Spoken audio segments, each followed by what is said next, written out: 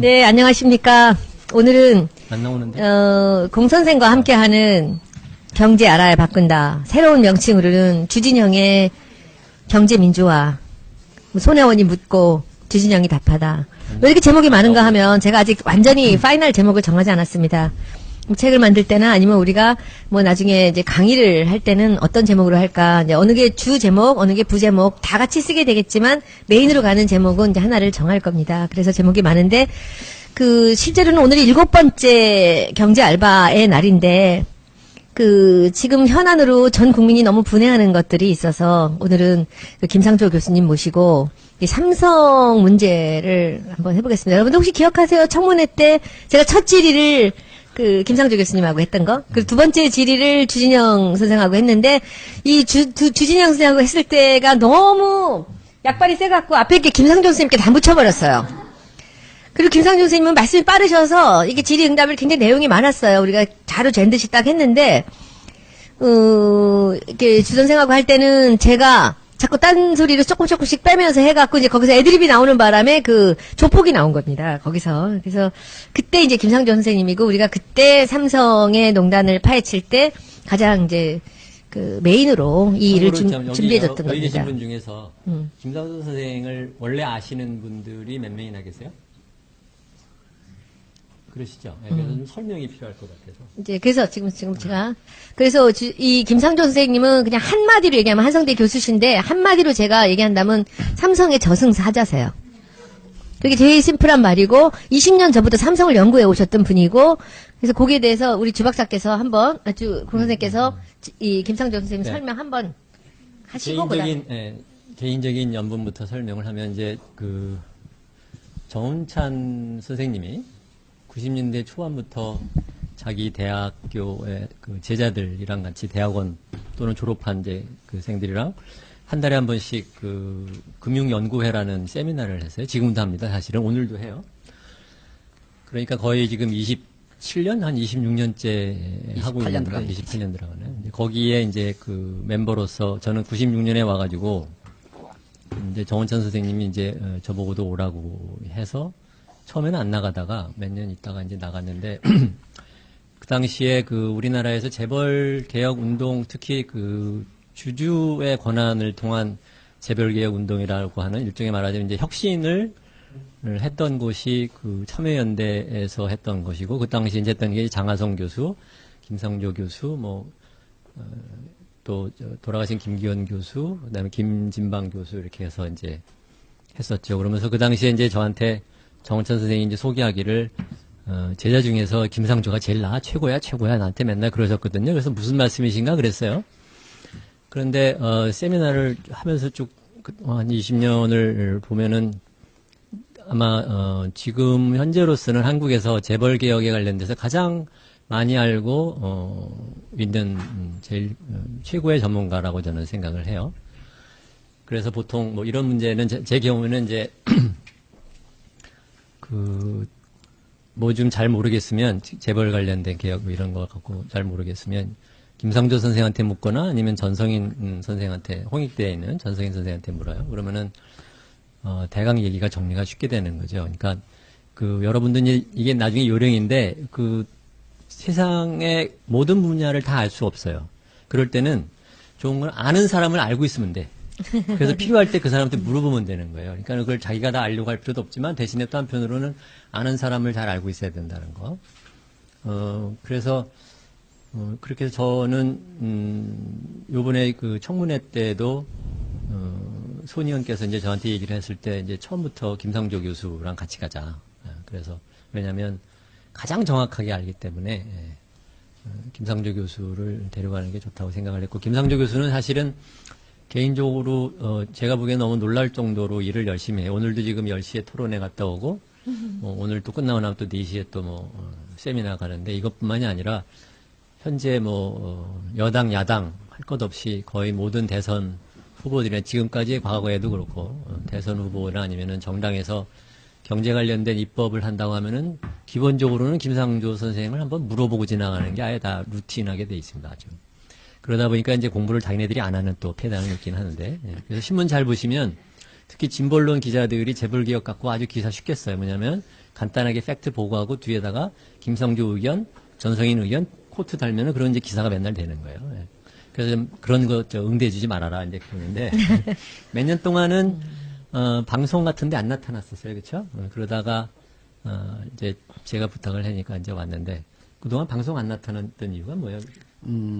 두 가지 이유인데요.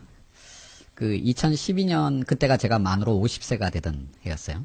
그러니까 원래 남자가 나이 50이 되면 몸에 호르몬 변화가 생기면서 감정 조절이 잘 안 되는데 그때 제 입장에서 말씀드리면 질 수 없는 선거를 진보진영이 2번 연달아 졌습니다. 그러니까 감정 통제가 안 됐었어요. 그래서 2013년에 이제 지금 오늘 아마 얘기 중에도 나올 텐데 상법 개정과 관련한 국회 공청회가 있었는데 그 공청회에서 그 공식적인 자리죠. 제 감정이 폭발했어요. 정말로 이 상법 개정을 반대하는 보수 쪽의 그 상법학자들 전부를 다 매도해버리는 완전히 감정이 폭발한 상태가 됐는데 그걸 끝나고 난 다음에 제가 이제 단순한 개인의 어떤 학자가 아니라 시민단체를 책임지고 있는 사람으로서 이런 공적인 자리에서 이렇게 감정 조절이 안 된다라고 하는 것은 너무나 반성해야 할 부분이라고 생각했고 감정 조절이 가능할 때까지는 하지 말아야 되겠다. 이게 첫 번째 이유고요. 두 번째는 사실은 그러면 그 2번의 선거를 왜 졌을까라고 하는 거에 대한 반성을 좀 했어요. 사실 저 오늘 이 자리도 별로 나오고 싶지는 않았어요. 왜냐하면 삼성 문제든 재벌개혁 문제든 더 나가서 경제 전체 문제든 일반인들한테 쉽게 설명한다라고 하는 게 쉽지가 않아요. 특히 방송 매체는 굉장히 내용이 전달되기보다는 이미지만 강하게 남아요.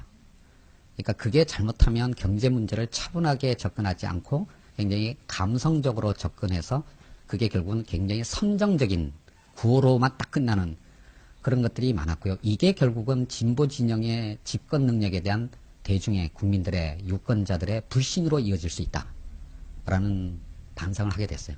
그때 2012년에 왜 문재인 대표가 박근혜 후보한테 졌을까? 공약집을 읽어보면 문재인 대표가 훨씬 더 잘 준비했어요. 정말로 박근혜 후보의 공약집은 읽을 게 별로 없었어요. 그럼에도 불구하고 선거는 그런 거에 의해서 결정되는 게 아니거든요. 그럼 왜 졌을까? 우리나라 국민들이, 우리나라 유권자들이 문재인 대표를 비롯한 민주당의 집권 능력에 대해서 신뢰하지 못했다. 결국 그게 선정적인 구호의 폐해라고 저는 생각을 했고요. 그래서 뭐 제가 경제개혁연대 책임자의 일은 계속하고 종이신문 기자의 코멘트 요청에 대해서는 답을 하지만 방송에 나가서 9시 뉴스 5초 7조 멘트 그거는 정말 아무 의미 없습니다. 그러니까 나를 알리는 데는 그 이상의 수단은 없지만 그건 오히려 대중들의 경제인식을 왜곡할 뿐이다라고 결론을 내리고요. 그래서 딱 끊었어요. 3년 동안 딱 끊은 건 아니고 이거 거짓말했네. 손석희 사장의 뉴스룸에는 딱 3번 남았습니다. 1년에 한 번씩. 제가 손석희 사장한테 빚을 진 게 있어서 1년에 한 번씩은 끌려나갔고 그거 이외에는 전혀 안 하다가 이번에 또 청문회 등등 이제 삼성과 관련된 얘기가 나오면서 어쩔 수 없이 2017년부터는 조금씩 시작하고 있습니다. 이번에 청문회 나가셔서 주변의 반응은 어땠습니까? 주지영 선배께서 SNS 스타가 됐지만 사실 이제 이 문제를 고민하고 있는 분들로부터는 김상조가 삼성의 문제에 대해서 굉장히 차분하게 정리를 잘 해줬다. 라는 평을 들었습니다. 그러니까 전문업계에서는 김상조 선생님이 떴고 일반 대중한테는 주진영. 저는 공영방송 선생, 스타일이고 주 선배는 저는 종편 스타일로 SNS 스타일. 일반 우리 지지자들이나 이쪽에서는 제가 떴습니다. 그래서 여기 셋이 같이 가면 떴다라고 하는 표현은 적절하지 않고요. 아는 사람들 사이에서는 다들 인정을 알죠. 받은 지가 벌써 뭐 따지지 오래된 마세요. 사람이니까. 그걸 꼭 챙겨가지고 가야 돼. 우리가 그 내용이에요. 얘기한 거는. 그래서 오늘은 이제 우리 주 선생님께서도 이 질문을 좀 준비하셨고, 저도 이제 SNS에서도 봤고, 또 우리 이 같은 이제 SNS에서 계속 같이 회의를 했습니다. 협의를 해서 제가 중간에 어려운 얘기 나오면은 제 수준에서 묻겠습니다. 그래서 여러분들 듣기 좋게 이해하기 쉽게 해드릴 것이고요. 처음 시작을 이제 하겠습니다. 그리고 우리 김성회 보좌관 항상 토요일 날도 이렇게 양복 입고 넥타이 메고 오는데 본인 한번 얼굴 비치고 인사 좀 해주세요. 오늘은 김성회 보좌가 굉장히 질문이 많습니다. 예, 공 선생님이 양복이 어울린다 그래서 양복을 입고 나왔고요. 질문 워낙 멍청한 질문이긴 한데 뭐 질문들이 좀 있을 것 같아서 그건 뭐 중간중간에 좀 하도록 하겠습니다. 중간중간에 껴들어서 얼마든지 질문하십시오. 그래서 오늘은 제가 제목을 조금 아까 아침에 일어나서 이렇게 정했어요. 김상조, 주진영, 삼성을 말하다. 삼성을 씹다. 뭐 이렇게 하고 싶은데 감정적으로는 그냥 삼성을 말하다 우리 지금 이틀 지나니까 지금 저도 감정이 조금 가라앉았어요. 그날 하루 종일 아무것도 못하겠더라고. 너무 분해갖고. 그 얘기 지금 이재용의 구속영장 기각에 대한 얘기들 한번 처음에 서로 한 분씩 의견들 얘기 좀 해보시고 그리고 나서 이제 우리 본론으로 들어가도록 하죠. 우리 공 선생님 어떠셨어요? 그저께 그 반응을 보시고? 뭐 그랬나 보다 그랬어요 저는요. 왜냐하면 그 대가성이라는 거를 그러니까 얼마만큼 그 확실한 증거를 기준으로 볼 거냐라는 것은 사실은 좀 불확실하거든요. 그러니까 정유라 최순실한테 돈을 준 거는 알겠고 그 전에 이러고 저러고 자기들끼리 뭐 얘기를 한 건 알겠지만 삼성물산 합병에 관해서 콕 찍어서 청탁을 했고 그래서 국민연금에 개입을 하고 돈을 줬다라고 하는 증거를 갖다 구체적으로 잡겠다 싶으면 그럼 굉장히 어려운 얘기거든요. 이제 방송에서도 표현했던 건 뭐냐면 아니 눈을 꿈쩍했는지 옆구리를 찔렀는지 어떻게 알아요? 그렇잖아요. 그러니까 지금 아마 박근혜나 아니면은 안종범 수석 같은 사람은 이게 자기들이 보기엔 이게 바람직하다고 생각해서 한 것뿐이다. 삼성이 해달라고 해서 한 거 아니다라고 말할 것이고, 근데 그런지 안 그런지에 대한 구체적인 증거를 찾기는 어려운데 문제는 전체적인 흐름에서 그것을 구속영장을 신청을 하는 것이 지금 타이밍에 맞는 건지 저는 아마 개인적으로는 이 사람들이 특검이 아니었고 검찰이었고 검찰이 제대로 한다고 하면 훨씬 더 시간을 걸려서 했을 거라고 생각을 해요. 왜냐하면 밑에 사람들을 잡아놓고 그 다음에 그 사람들한테 예를 들어서 뭐 제대로 안 불면 한 뭐 10년 때린다라고 하면 대신에 불면 뭐 한 5년 때려줄게 뭐 이렇게 해야 관련된 사람이 불지 않으면 이것은 안 나오는 거거든요, 원래 성격상. 그래서 특검이라고 하는 그 시한이 있는 데서 하기에 과연 할 수 있을까? 그래서 구속 조사 이재용을 부른 것 자체도 약간 타이밍이 좀 일렀다 생각했고, 구속영장 신청한 것도 약간 저는 개인적으로 좀 일렀다고 생각을 했고, 그래서 안 될 수도 있다라고 생각하는 사람 중에 하나였어요. 그렇기 때문에 안 됐다고 생각하고, 그 다음에 이제 그래서 지금 당장 구속영장이 청구됐는지 안 되느냐를 자꾸 보면 안 되고, 관련된 사람들에 대한 기소와 재판 과정에서 좀 더 심경 변화가 있거나 이 추가적인 뭐 자백 같은 것을 있으면 그걸 갖고 그때 갖고 물고 들어가도 늦지 않는다. 그러니까 중요한 것은 유죄 판결을 받는 것이지 지금 구속영장을 시켜서 뭐 우리 분풀이하는 게 포인트는 아니지 않나. 그렇게 저는 생각했습니다. 거기서 그러면 우리 김성애 보자 한번 얘기 좀 주시고 그 다음에 김상조 교수님 말씀 좀 듣죠. 네, 저도 뭐 공 선생님하고 비슷한 의견인데 기본적으로는 문체부 같은 경우는 지금 국장과장들이 다 진술을 하고 있는 거 아닙니까? 그리고 심지어는 조윤선 장관이 파기하라고 하드디스크도 감춰뒀다가 검찰에 제출하고 제가 그랬어요. 이제 과장이 국장을 찌르고 국장이 이제 그 위를 찔러서 결국은 조윤선이 제가 그랬어요. 김기춘을 찔러서 어제 둘이 같이 구속이 됐는데 제가 몰랐는데 최지성 부회장이 그저께인가 입건이 됐더라고요. 그 전까지는 입건 조치를 안 하고 있었어서 그러니까 상징적으로 이재용 부회장을 잡는 게 맞긴 한데 전반적으로 봤을 때는 실제로 일을 꾸몄던 마스터마인드들은 좀 등한시되어 있는 느낌을 지우기 어려운데 이제 공선이 설명하신 것처럼 시간상의 문제를 같이 고려해야 되는 점이 있어서 저는 구속 불구속보다는 결국 유죄 무죄 받는 게 중요하다고 생각하고 근데 또 한편으로는 이 무슨 재판마다 국민들이 전부 다 가갖고 이걸 뭐 전화라고 관심을 표명해야 재판이 올바로 진행된다라고 우리가 생각하고 있다는 자체 이게 사법부의 불신이 얼마나 뿌리 깊은 건지 좀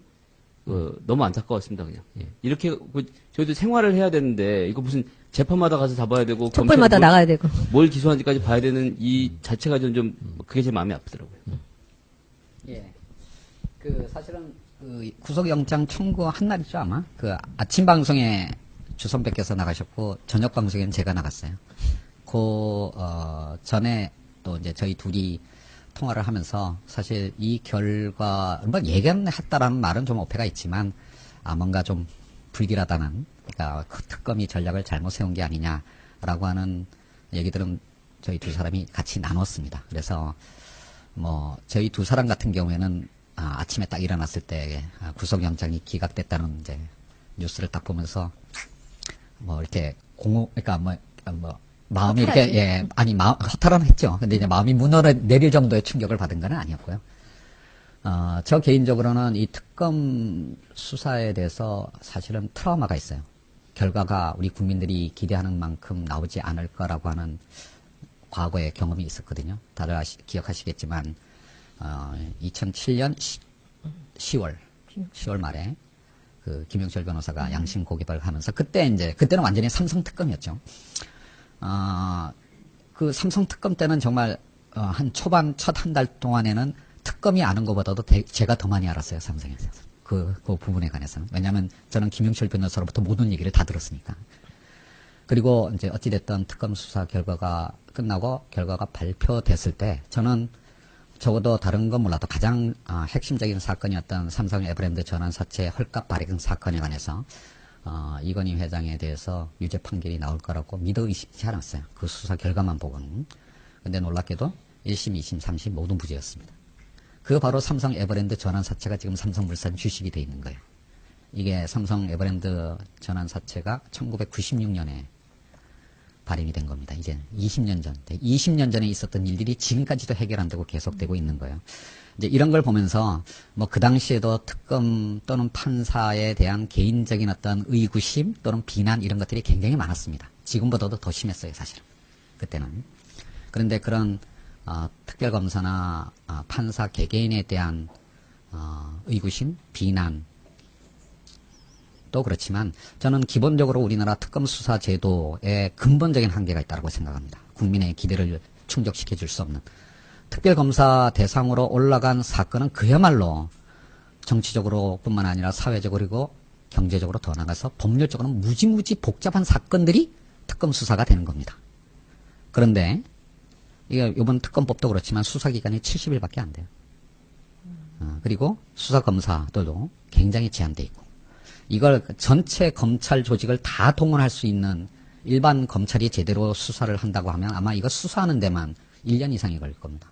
그거를 70일 동안의 수사를 마쳐서 기소를 하고 그 다음에 짧은 기간 동안 1, 2, 3심을 다 거쳐야 되는데 그 기간 동안 이 복잡한 사건에 그 촘촘한 어떤 증거들을 다 특검이 확보할 수 있을까? 그렇게 큰 기대하지 마세요, 사실은.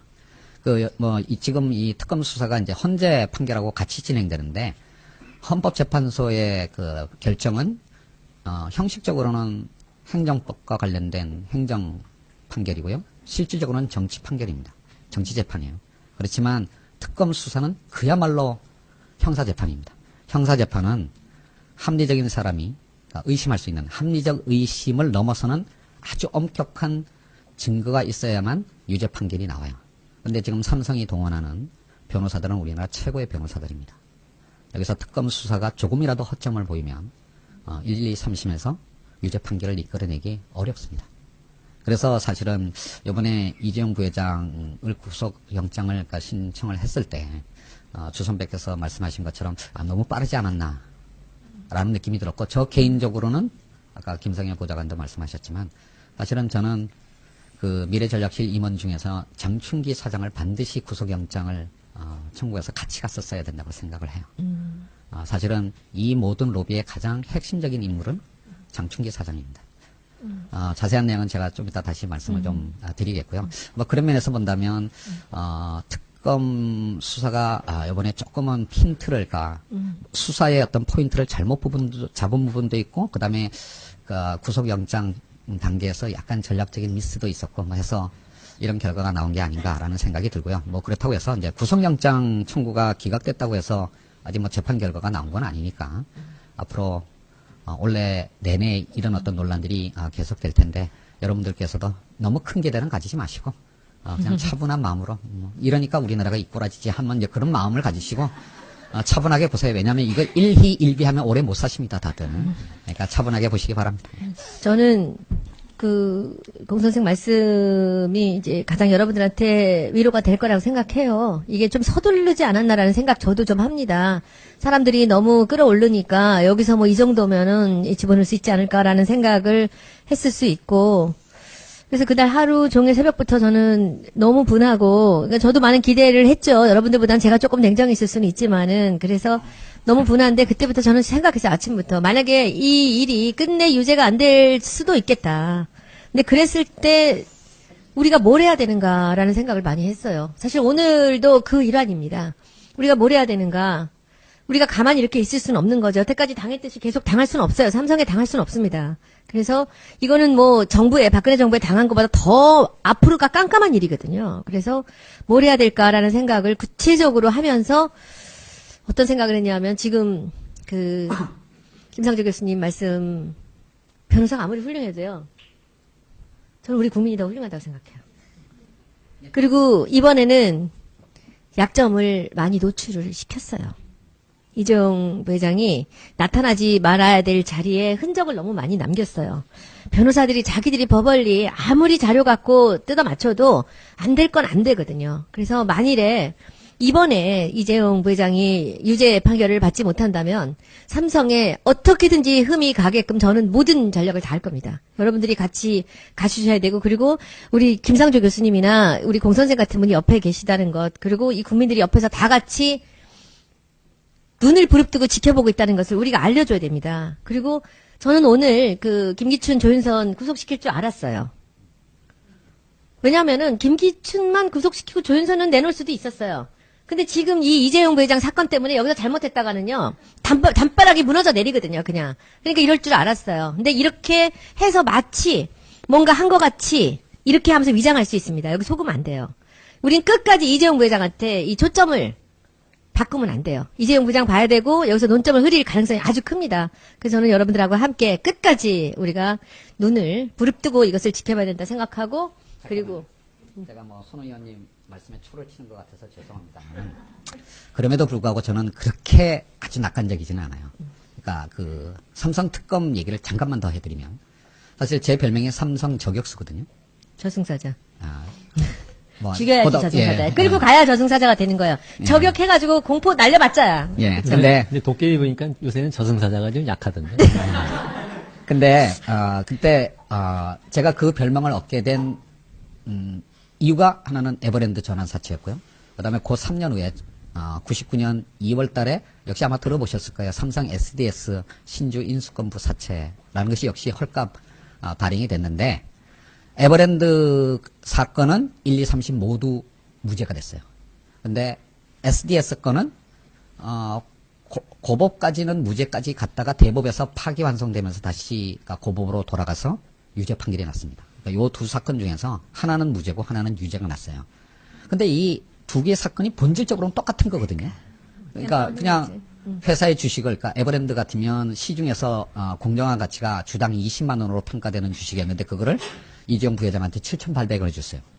그 다음에 SDS 주식은 그러니까 장외 시장에서 주당 5만 원으로 평가가 됐는데 7,180원. 그러니까 이런 아버지 두면 참 좋겠죠, 그렇죠? 그런데 이 본질적으로는 똑같은 사건인데 왜 하나는 무죄고 하나는 유죄였느냐? 에버랜드 전환 사채는 기존 주주들한테, 이게 다 계열사들이에요. 기존 주주들한테 일단 배정하고 얘네들이 다 실권한 다음에 이재용한테 줬어요. 근데 SDX는 한번 해보니까 뭐 괜찮거든요. 그러니까 구주주들한테 배정하는 절차를 생략해버리고 바로 처음부터 제3자 배정을 했어요. 이 부분을 이제 문제 삼고 삼성 이제 변호사들이 이제 걸고 들어가서 어떻게 판결이 났느냐면 어찌됐든 구주주들한테 다 배정을 했다. 그거를 포기했다는 거예요. 자기 의사로. 그래서 아니 바보잖아요. 그렇죠? 그렇게 엄청난 수익을 올릴 수 있는 주식을 포기했다. 바보예요. 근데 바보라고 해서 다 감옥에 쳐넣을 수 없다. 이겁니다. 판결문의 내용이. 근데 요 SDS 건은 뭐냐면 그 기회조차 주지도 않았기 때문에 배임이다. 이 논리를 누가 만들어냈는지 아십니까? 우리나라의 가장 유명한 삼법학자가 이 논리를 만들어냈어요. 앞으로도 아마 1년 내내 이 비슷한 정말로 일반인들이 들으면 저게 무슨 말장난이야 라고 할 아마 정말 상상을 초월하는 어떤 그런 법논리가 나올 수도 있을 겁니다. 이 부분에 관해서 우리 국민 모두가 손 의원님께서 말씀하신 것처럼 정말로 눈 부릅뜨고 지켜봐야 돼. 이제 질문 들어가겠습니다. 저 댓글에서 무식해서 용감한 손혜원이라고 저기 써있네요. 그리고 손혜원은 감성 직관만 뛰어나지 정치 역사에 대해서는 무식하다고 나왔어요. 그 무식해서 용감하게 가겠습니다. 알면 골치 아파요. 그쵸? 제가 질문 드리면은 이제 주 박사님, 공 선생님하고 이제 김상조 교수님이 이제 돌아가면서 자기들이 하고 싶은 때 대답해 주십시오. 삼성이 이재용 부회장이 어떻게 이 지경까지 왔습니까? 삼성이란 조직은 도대체 어떤 조직입니까? 아니 본인이 해주세요. 아, 제가 할까요? 삼성이 어떻게 여기까지 이런 상태까지 왔는지 예. 여태까지 그랬는데 노출이 간간이 되는 건지. 뭐 여러 가지가 포인트들이 많은데요. 그 삼성그룹에 입사를 하면 이제 전 그룹 계열사들의 이제 신입 사원들이 다 이제 합숙 훈련을 받지 않습니까? 외워야 할 것들이 이만큼의 매뉴얼을 나눠줘요. 그 매뉴얼의 가장 첫 부분에 나오는 게 삼성 성공의 비밀 하면서 세 가지를 얘기합니다. 이건 이제 청문회 때도 제가 얘기했던 거죠.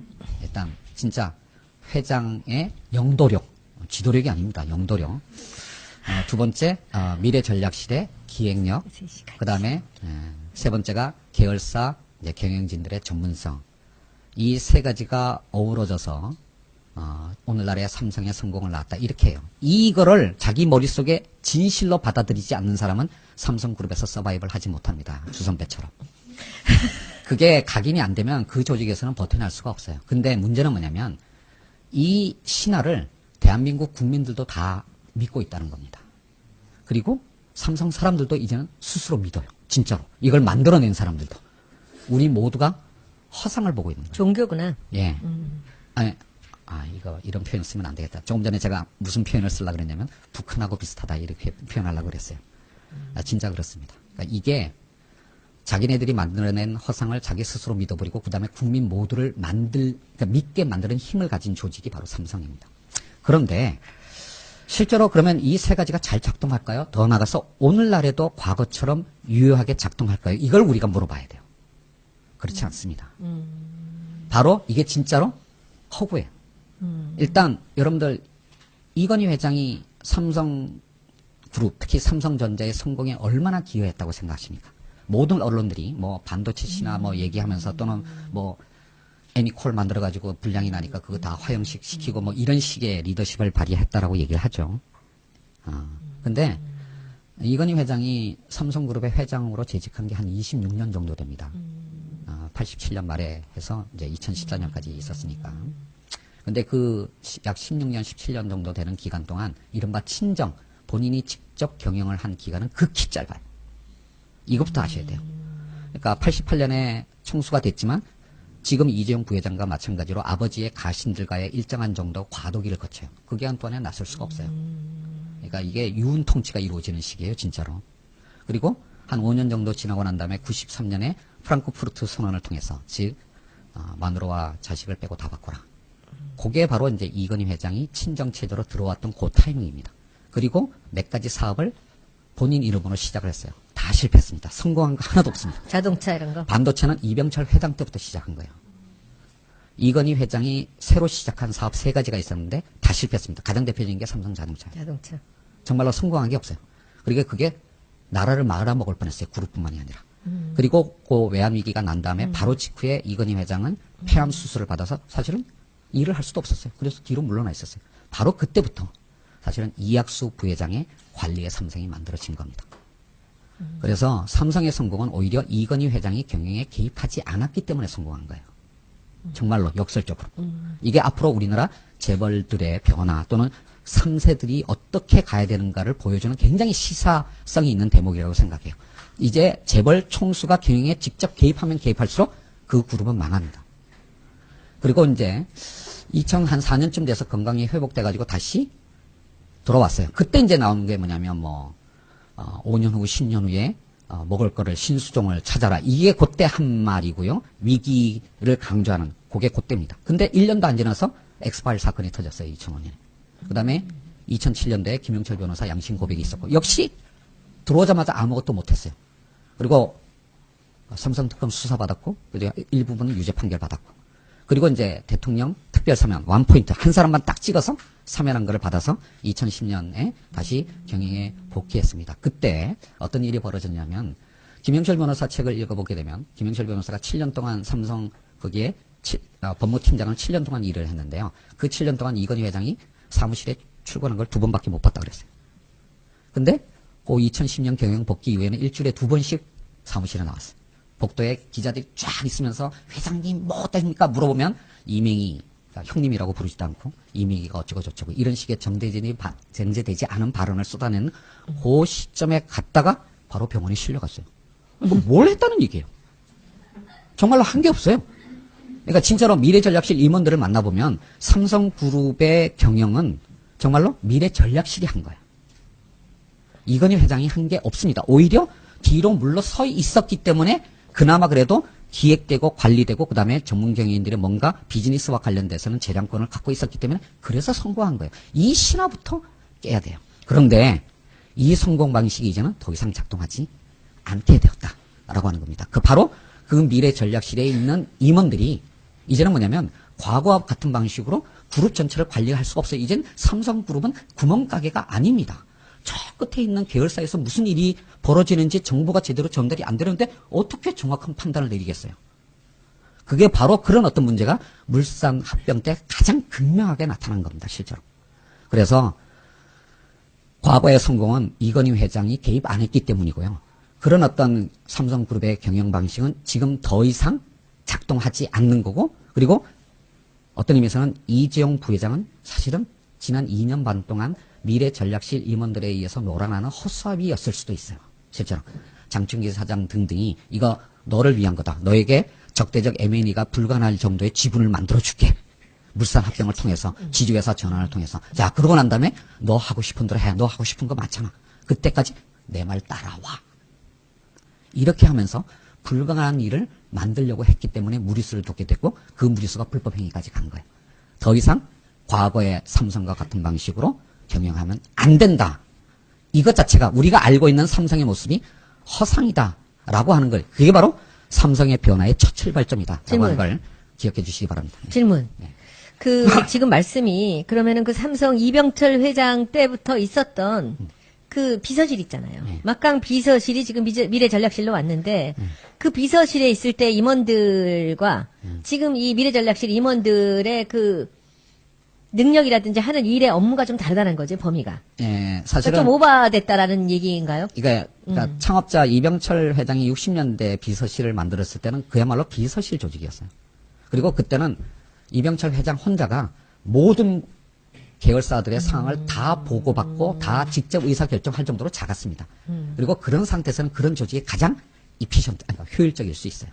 근데 이제 이게 점점 커져가는데 그 소병의, 그러니까 이건희 회장으로 넘어갈 때 처음에 이제 소병의 회장실에서는 주로 그 비공식 참모 조직의 중심이 기획 파트였어요. 기획팀. 그래서 이제 그 기획팀이 삼성자동차를 이제 기획해서 추진하다가 다 말아먹고요. 그다음에 거기 있는 사람들 다 잘렸습니다. 그리고 이제 97년 외환위기 때 이학수 부회장 체제로 이제 넘어오는데 이학수 부회장 때부터는 재무팀이 미래전략실의 핵심으로 등장을 했어요. 그래서 정말로 이제 숫자를 가지고 기업을 경영하는. 그러니까 그게 어떤 의미에서는 현대그룹이나 대우그룹처럼 대마불사의 전략을 가지고 규모를 키워서 오히려 국민경제를 볼모로 잡는 그 방식으로 간 게 아니라 그러니까 이학수 부회장 시절에 재무팀은 축소지향적으로 간 거예요. 그래서 깔끔하게 관리하는.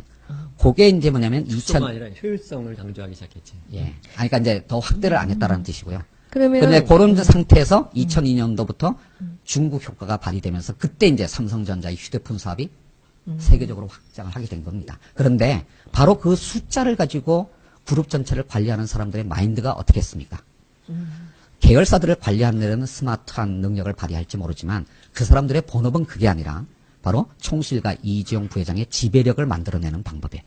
그러니까 이제 결국 주식을 어떻게 조작을 하고 합병하고. 근데 이런 거에 역시 바로 그 재무팀 소속의 임원들이 관리를 하게 된 거고요. 이 사람들이 결국 세상의 변화, 더 이상 과거와 같은 방식은 더 이상 통용되지 않는 사회가 되었다라고 하는 걸 알지 못한 상태에서 과거 방식으로 계속 계열사들을 관리하고 그다음에 이재용 부회장에게 지배 주문을 만들어 주려고 하는 작업을 계속하다가 오늘날의 이 지경에 이르렀다 할 수가 있다. 그러면 그 숫자를 다루는 사람으로서 삼성의 기획도 참여했던 우리 공 선생 한번 본인의 경험과 본인의 생각들을 위주로 한번 지금 이거 삼성 지금 김상조 교수님 하신 말씀을 좀 더 설명하실 거 있으면 좀 보태주세요.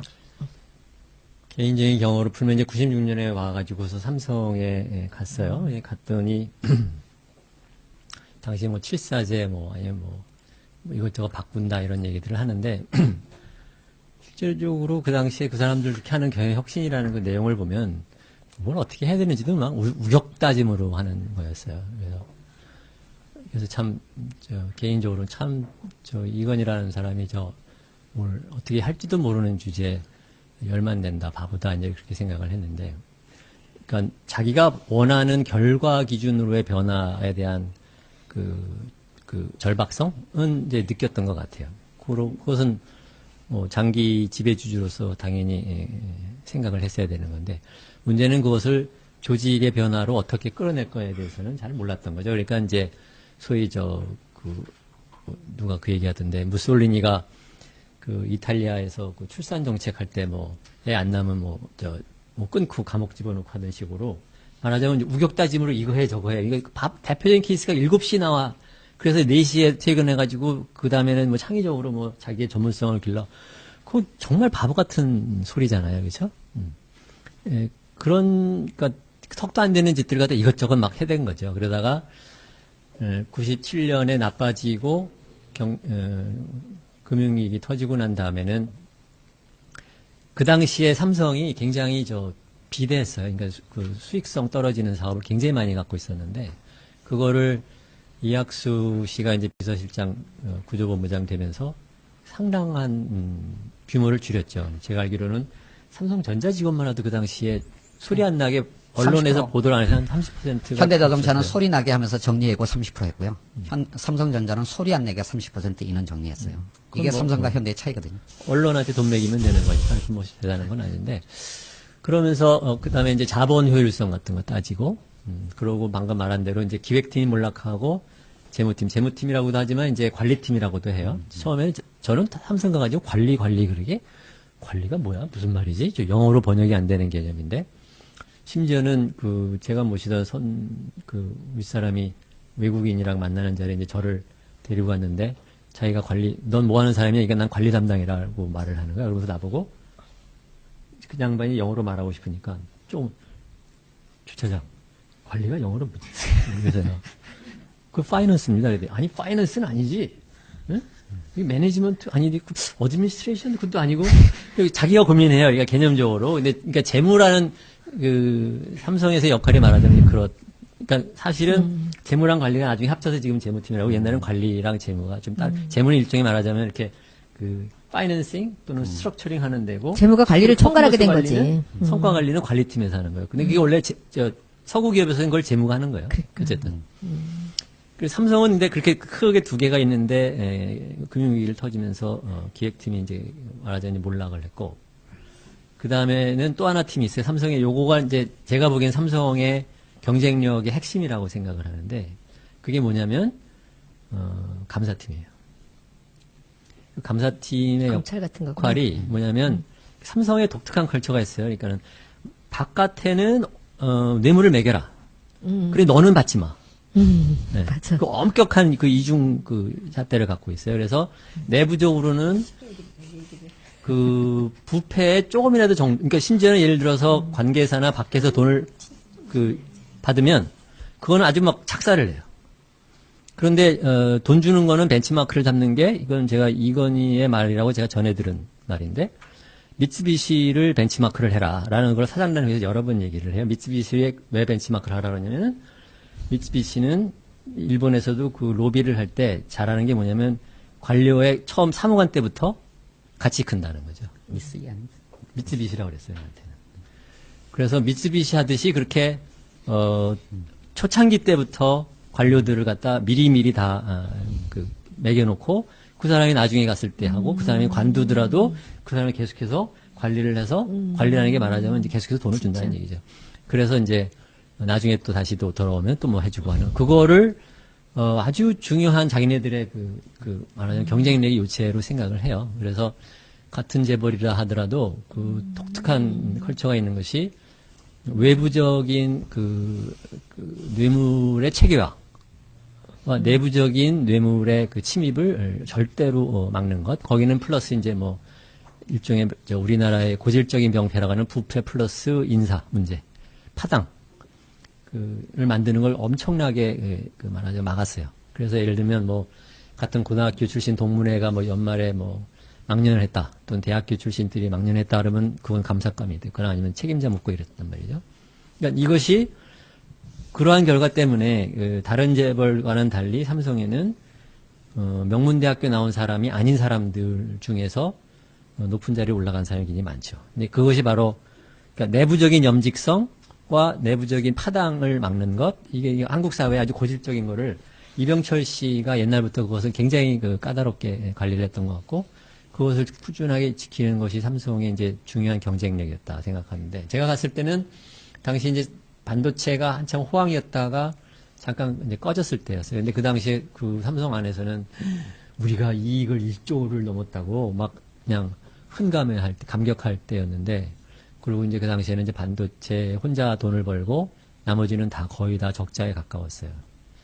그랬다가 이제 그것이 이제 휴대폰이 나오고 그 다음에 반도체 시장이 우리가 예상했던 것보다 훨씬 더 빠른 속도로 팽창하면서, 그거는 이제 제가 왜 하냐면 그 당시에 반도체 기획에 제가 잠깐 내려갔었다 그랬는데, 그때 뭘 하고 있었냐면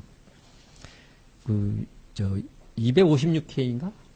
그거를 투자를 지금 해야 되느냐 마느냐 언제 할까 갖고 엄청 고민을 할 때였어요. 네.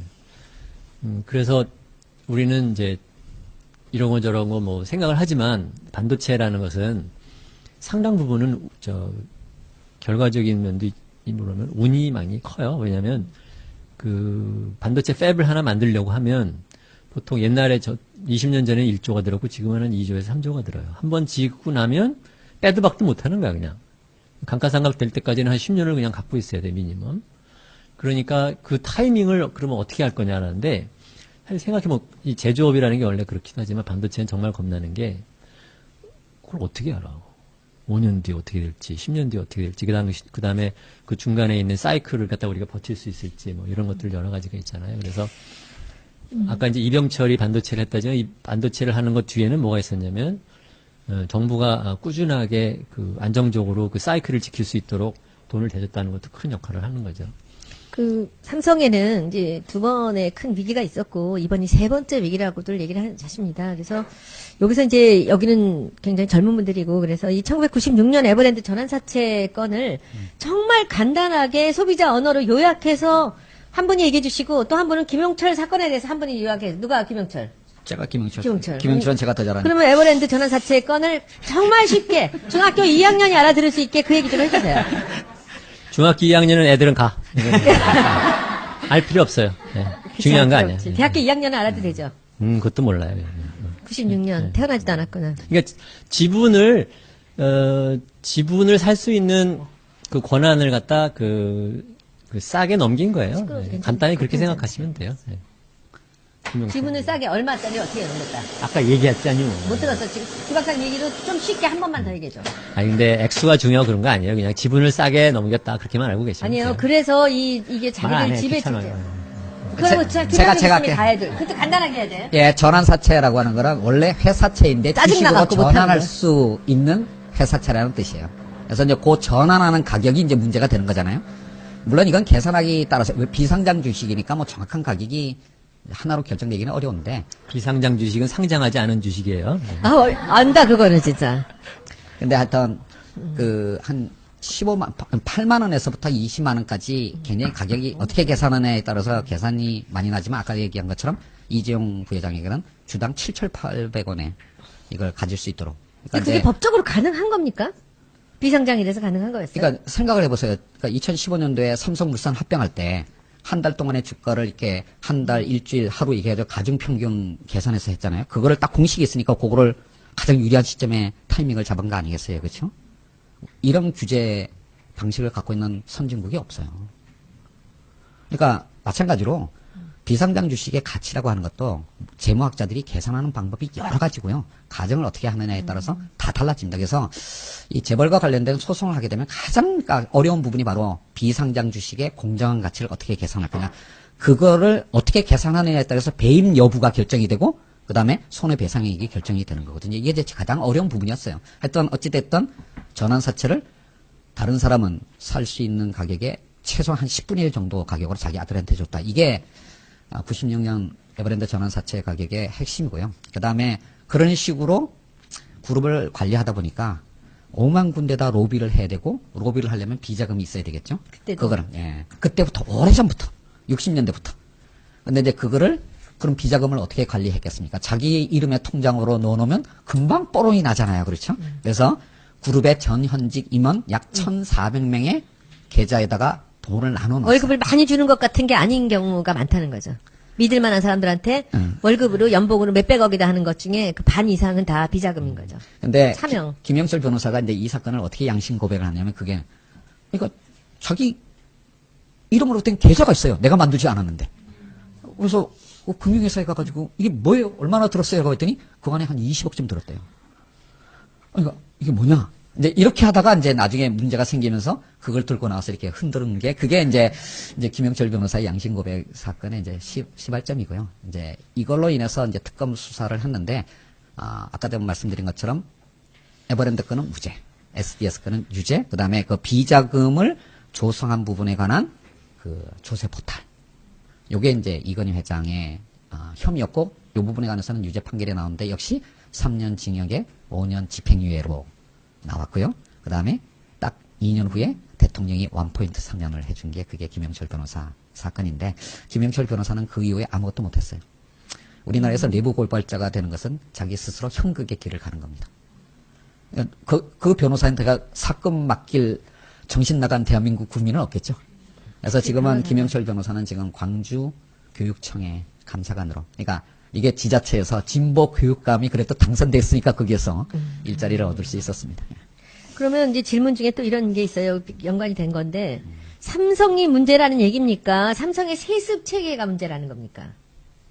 이런 질문을 하셨어요. 질문이 부정확해. 삼성이라고 말할 때요. 그러니까 여러분들이 막 섞어서 뒤섞어서 말을 해요. 그러니까는 삼성에는 제일 중요한 것은 그 지배주주, 총수라고 말하고 우리나라 사람들이 흔히 오너라고 말하는 지배주주가 갖고 있는 지나친 권력의 이슈가 하나 있고, 그 다음에는 그 밑에 있는 그 사람이 지배를 하고 있는 기업이 우리나라에서 굉장히 큰 기업이기 때문에 갖고 있는 이슈. 이 두 가지는 별개예요. 그러니까 삼성이라고 말할 때 뭘 말하는지를 확실하게 생각하고 말을 해야지 덤벙덤벙 던진다고 해서 받으면 안 돼요. 그래서 질문이 다시 뭐였죠?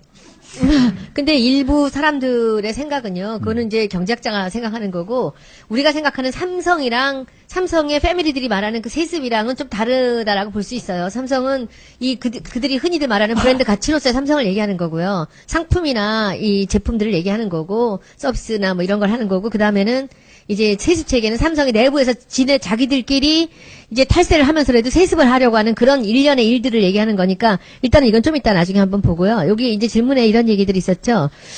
이게 이제 지배주주와 가신의 역할, 경영권에 집착하는 이유, 세습하더라도 굳이 탈세하는 이유 이런 얘기들이 아까 우리 나왔던 질문에 이제 계속 이게 연결이 되는데 이렇게 그러면 이 선대 회장부터 계속 이렇게 왔다는 거 아니에요.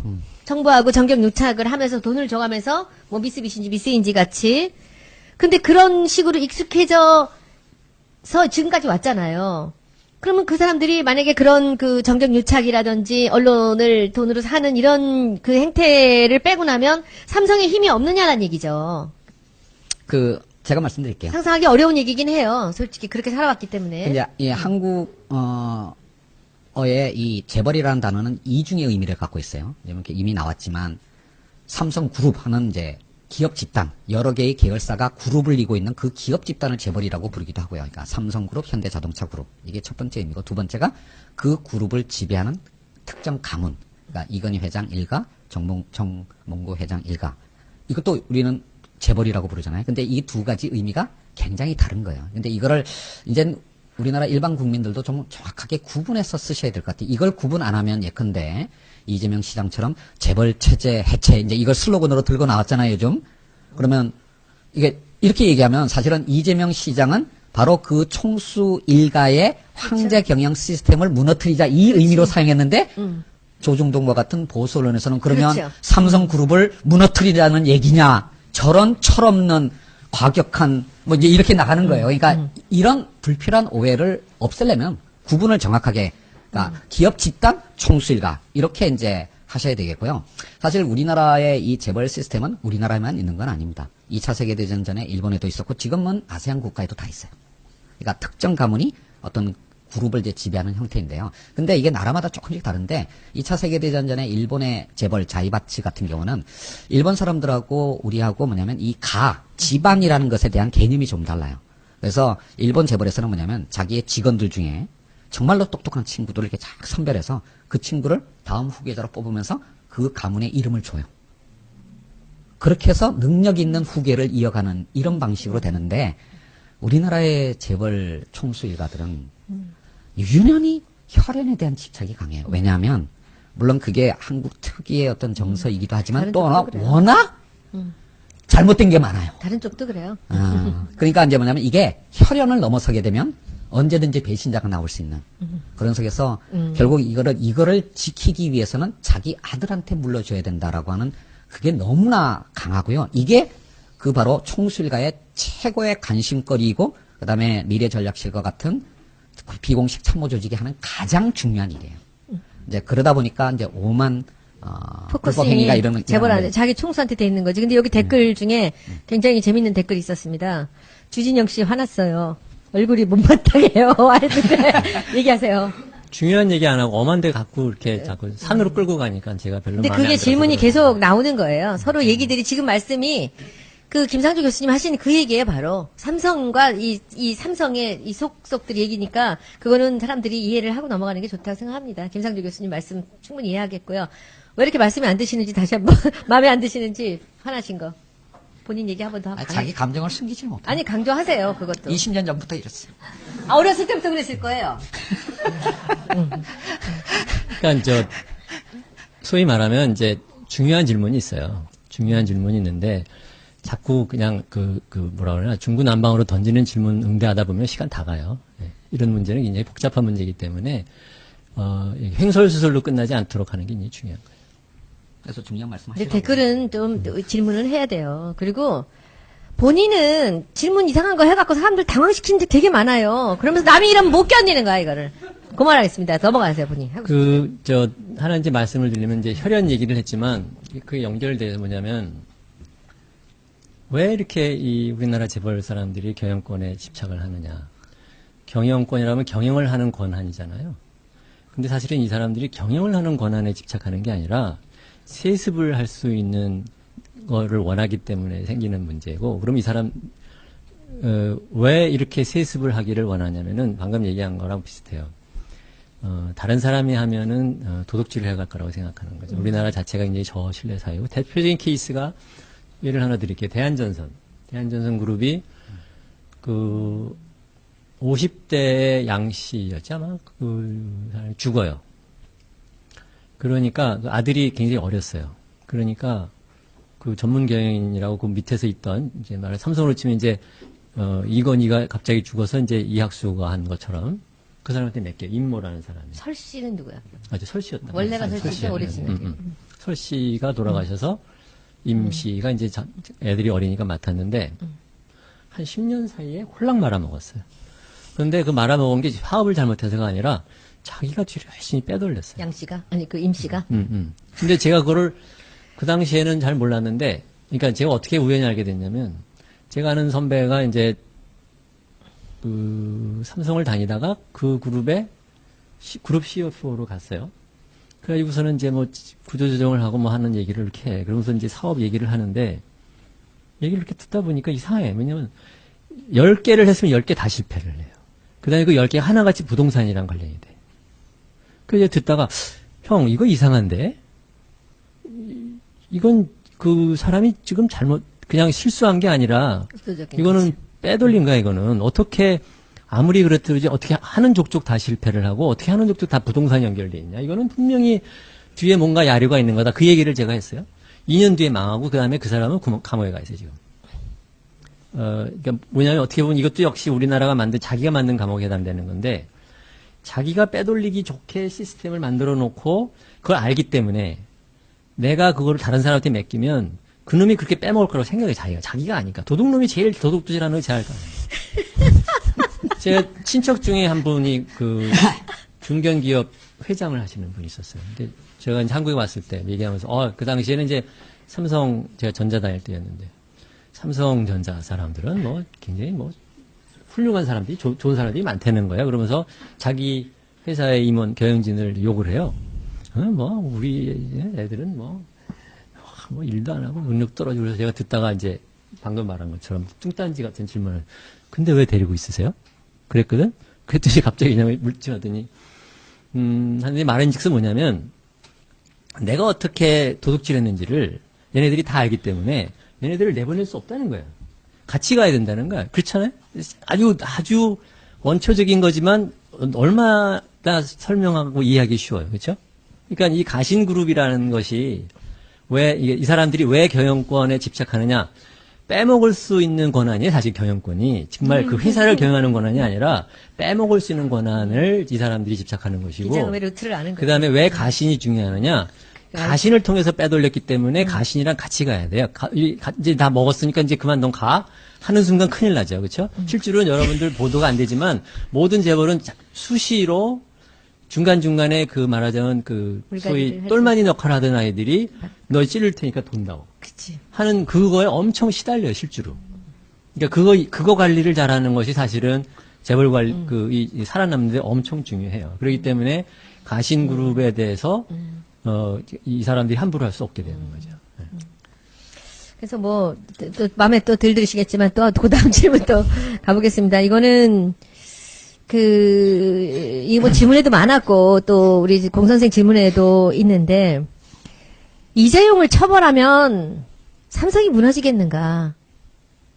삼성이 무너지면 대한민국이 무너지겠는가? 이게 오늘의 가장 중요한 저는 핵심 질문이라고 생각을 합니다. 그래서 그 두 질문을 두 분이 각각 하지 마시고요. 두 질문을 두 분이 다 대답을 좀 해주세요. 본인 생각이나 이제 경제학자로서 이 세상을 바라보면서 두 가지 질문입니다. 이재용이 없으면 삼성이 무너지는가? 삼성이 없으면 대한민국이 무너지는가? 저 거기다 보태서 하나만 더 여쭤보고 싶은데요. 그러니까 이재용도 이재용인데 이게 소위 말하는 일을 꾸몄던 마스터 마인드 좀 이따 해 그걸. 그러니까 그 미래전략실 사람까지 다 들어가면 어떻게 되는지. 그러니까 이재용이 혼자 들어갈 때랑 장충기, 최지성이 같이 들어갈 때가 좀 다를 것 같은데. 그리고 다른지. 근데 가설적인 상황 아니야, 그런 건? 이따가 그 안 얘기. 잡혀가나요, 그럼? 그럴 수도 있죠. 우리 김성애 보좌가 지금 그쪽에 굉장히 지금 관심을 많이 수 있지. 갖고 네. 언론에도 많이 나오고 있는데 그거는 아마 오늘 이 순간에 이따가 그 김상조 교수님께서 충분하게 그 설명을 해주실 거라고 생각을 합니다. 일단은 삼성과 자, 이제 구체적으로 이재용. 이재용을 처벌하면 삼성이 망하나. 아까 김상조 선생이 잠깐 얘기했듯이, 이건희 씨가 한 역할이 그렇다고 해서 이제 없는 건 아니에요. 뭐냐면 이건희 씨가 했던 것은 어떻게 보면 자기 아버지가 물려준 그 삼성의 내부 경영하는 그 컬처, 그거를 유지를 한 것 플러스 최고 경영진을 선임을 하는 것을 자기가 항상 확인을 하고, 했죠.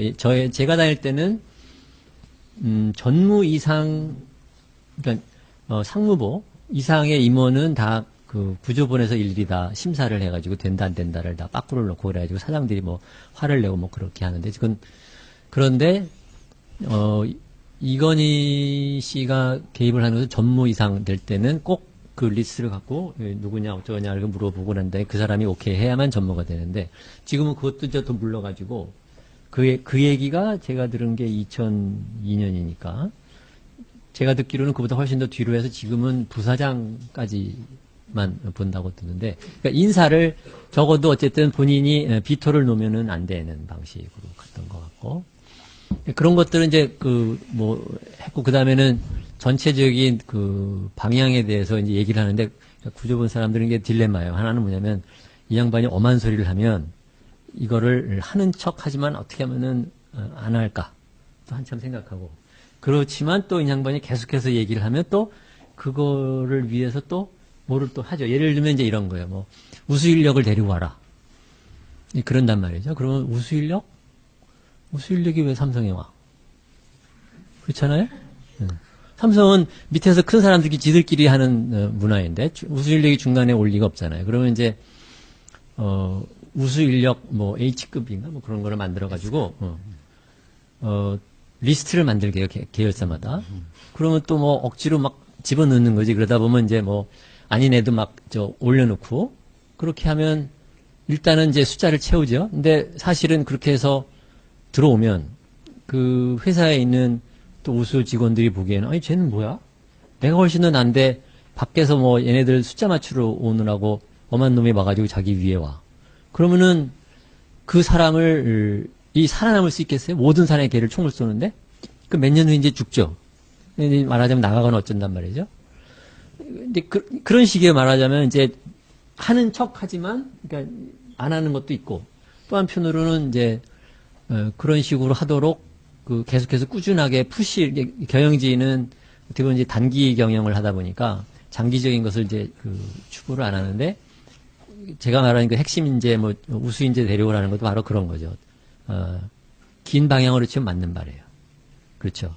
그러니까 그걸 계속해서 푸시한다는 면에서는 이건희 씨가 잘하는 건데 막상 우수 인재가 와서 그 사람이 잘 착근하고 성장할 수 있는 기업 문화를 어떻게 만들 거냐? 그건 자기가 못 만드는 거지. 왜냐면 그거는 현장에 있는 사람들이 만드는 거고 그러기 위해서는 그 우수 인재가 발탁이 될 뿐이 아니라 살아서 더 성공하는 케이스를 자기가 만들어야 되는데 웃기는 얘기죠. 뭐냐면 자기 사장은 다 옛날부터 자기 밑에서 굴던 사람들을 시켜. 그렇죠? 조직은 직원은요 이러고 저러고 뭐 회장이 말하는 말 사장이 말하는 말 그냥 하나로 들려요. 중요한 것은 누가 승진이 되나를 보는 거예요. 항상 그것만한 메시지가 없어요. 근데 승진은 항상 이학수랑 같이 제일모직에 있던 관리팀 출신들이 주로 사장을 하면서 회장은 말하자면 밖에서 뭐 참신한 우수 인재를 뭐 글로벌 인재를 데리고 와라. 이 따로 도는 거죠. 그러니까 이게 약간 그 모순되는 게 있는 거죠. 그래서 그런 면에서 제 생각에 이제 이건희라는 사람이 과거에 그 소위 그 군대식으로 위에서 일관해가지고 지휘를 하고 운영하던 그 방식에 있어서는 본인이 그러한 그 집요함이라고 그럴까 집착력 같은 것이 있어서 되지만 지금 같은 세상에서는 이제 안 되는 거고 그러니까 이제 저번에도 말씀드렸듯이 그런 식의 가신들 위주로 쭉 깔아놓고 무조건 시키는 대로 하는 사람을 사장으로 갖다 놓고 창의적으로 회사를 운영해라. 자기가 지금 무슨 말을 하는지도 잘 모르는 딜레마 또는 옛날에 말씀드렸듯이 유리병에서 지금 집어넣고 사탕을 너무 바짝 쥐고 있는 그 문제가 이제 있는 거죠.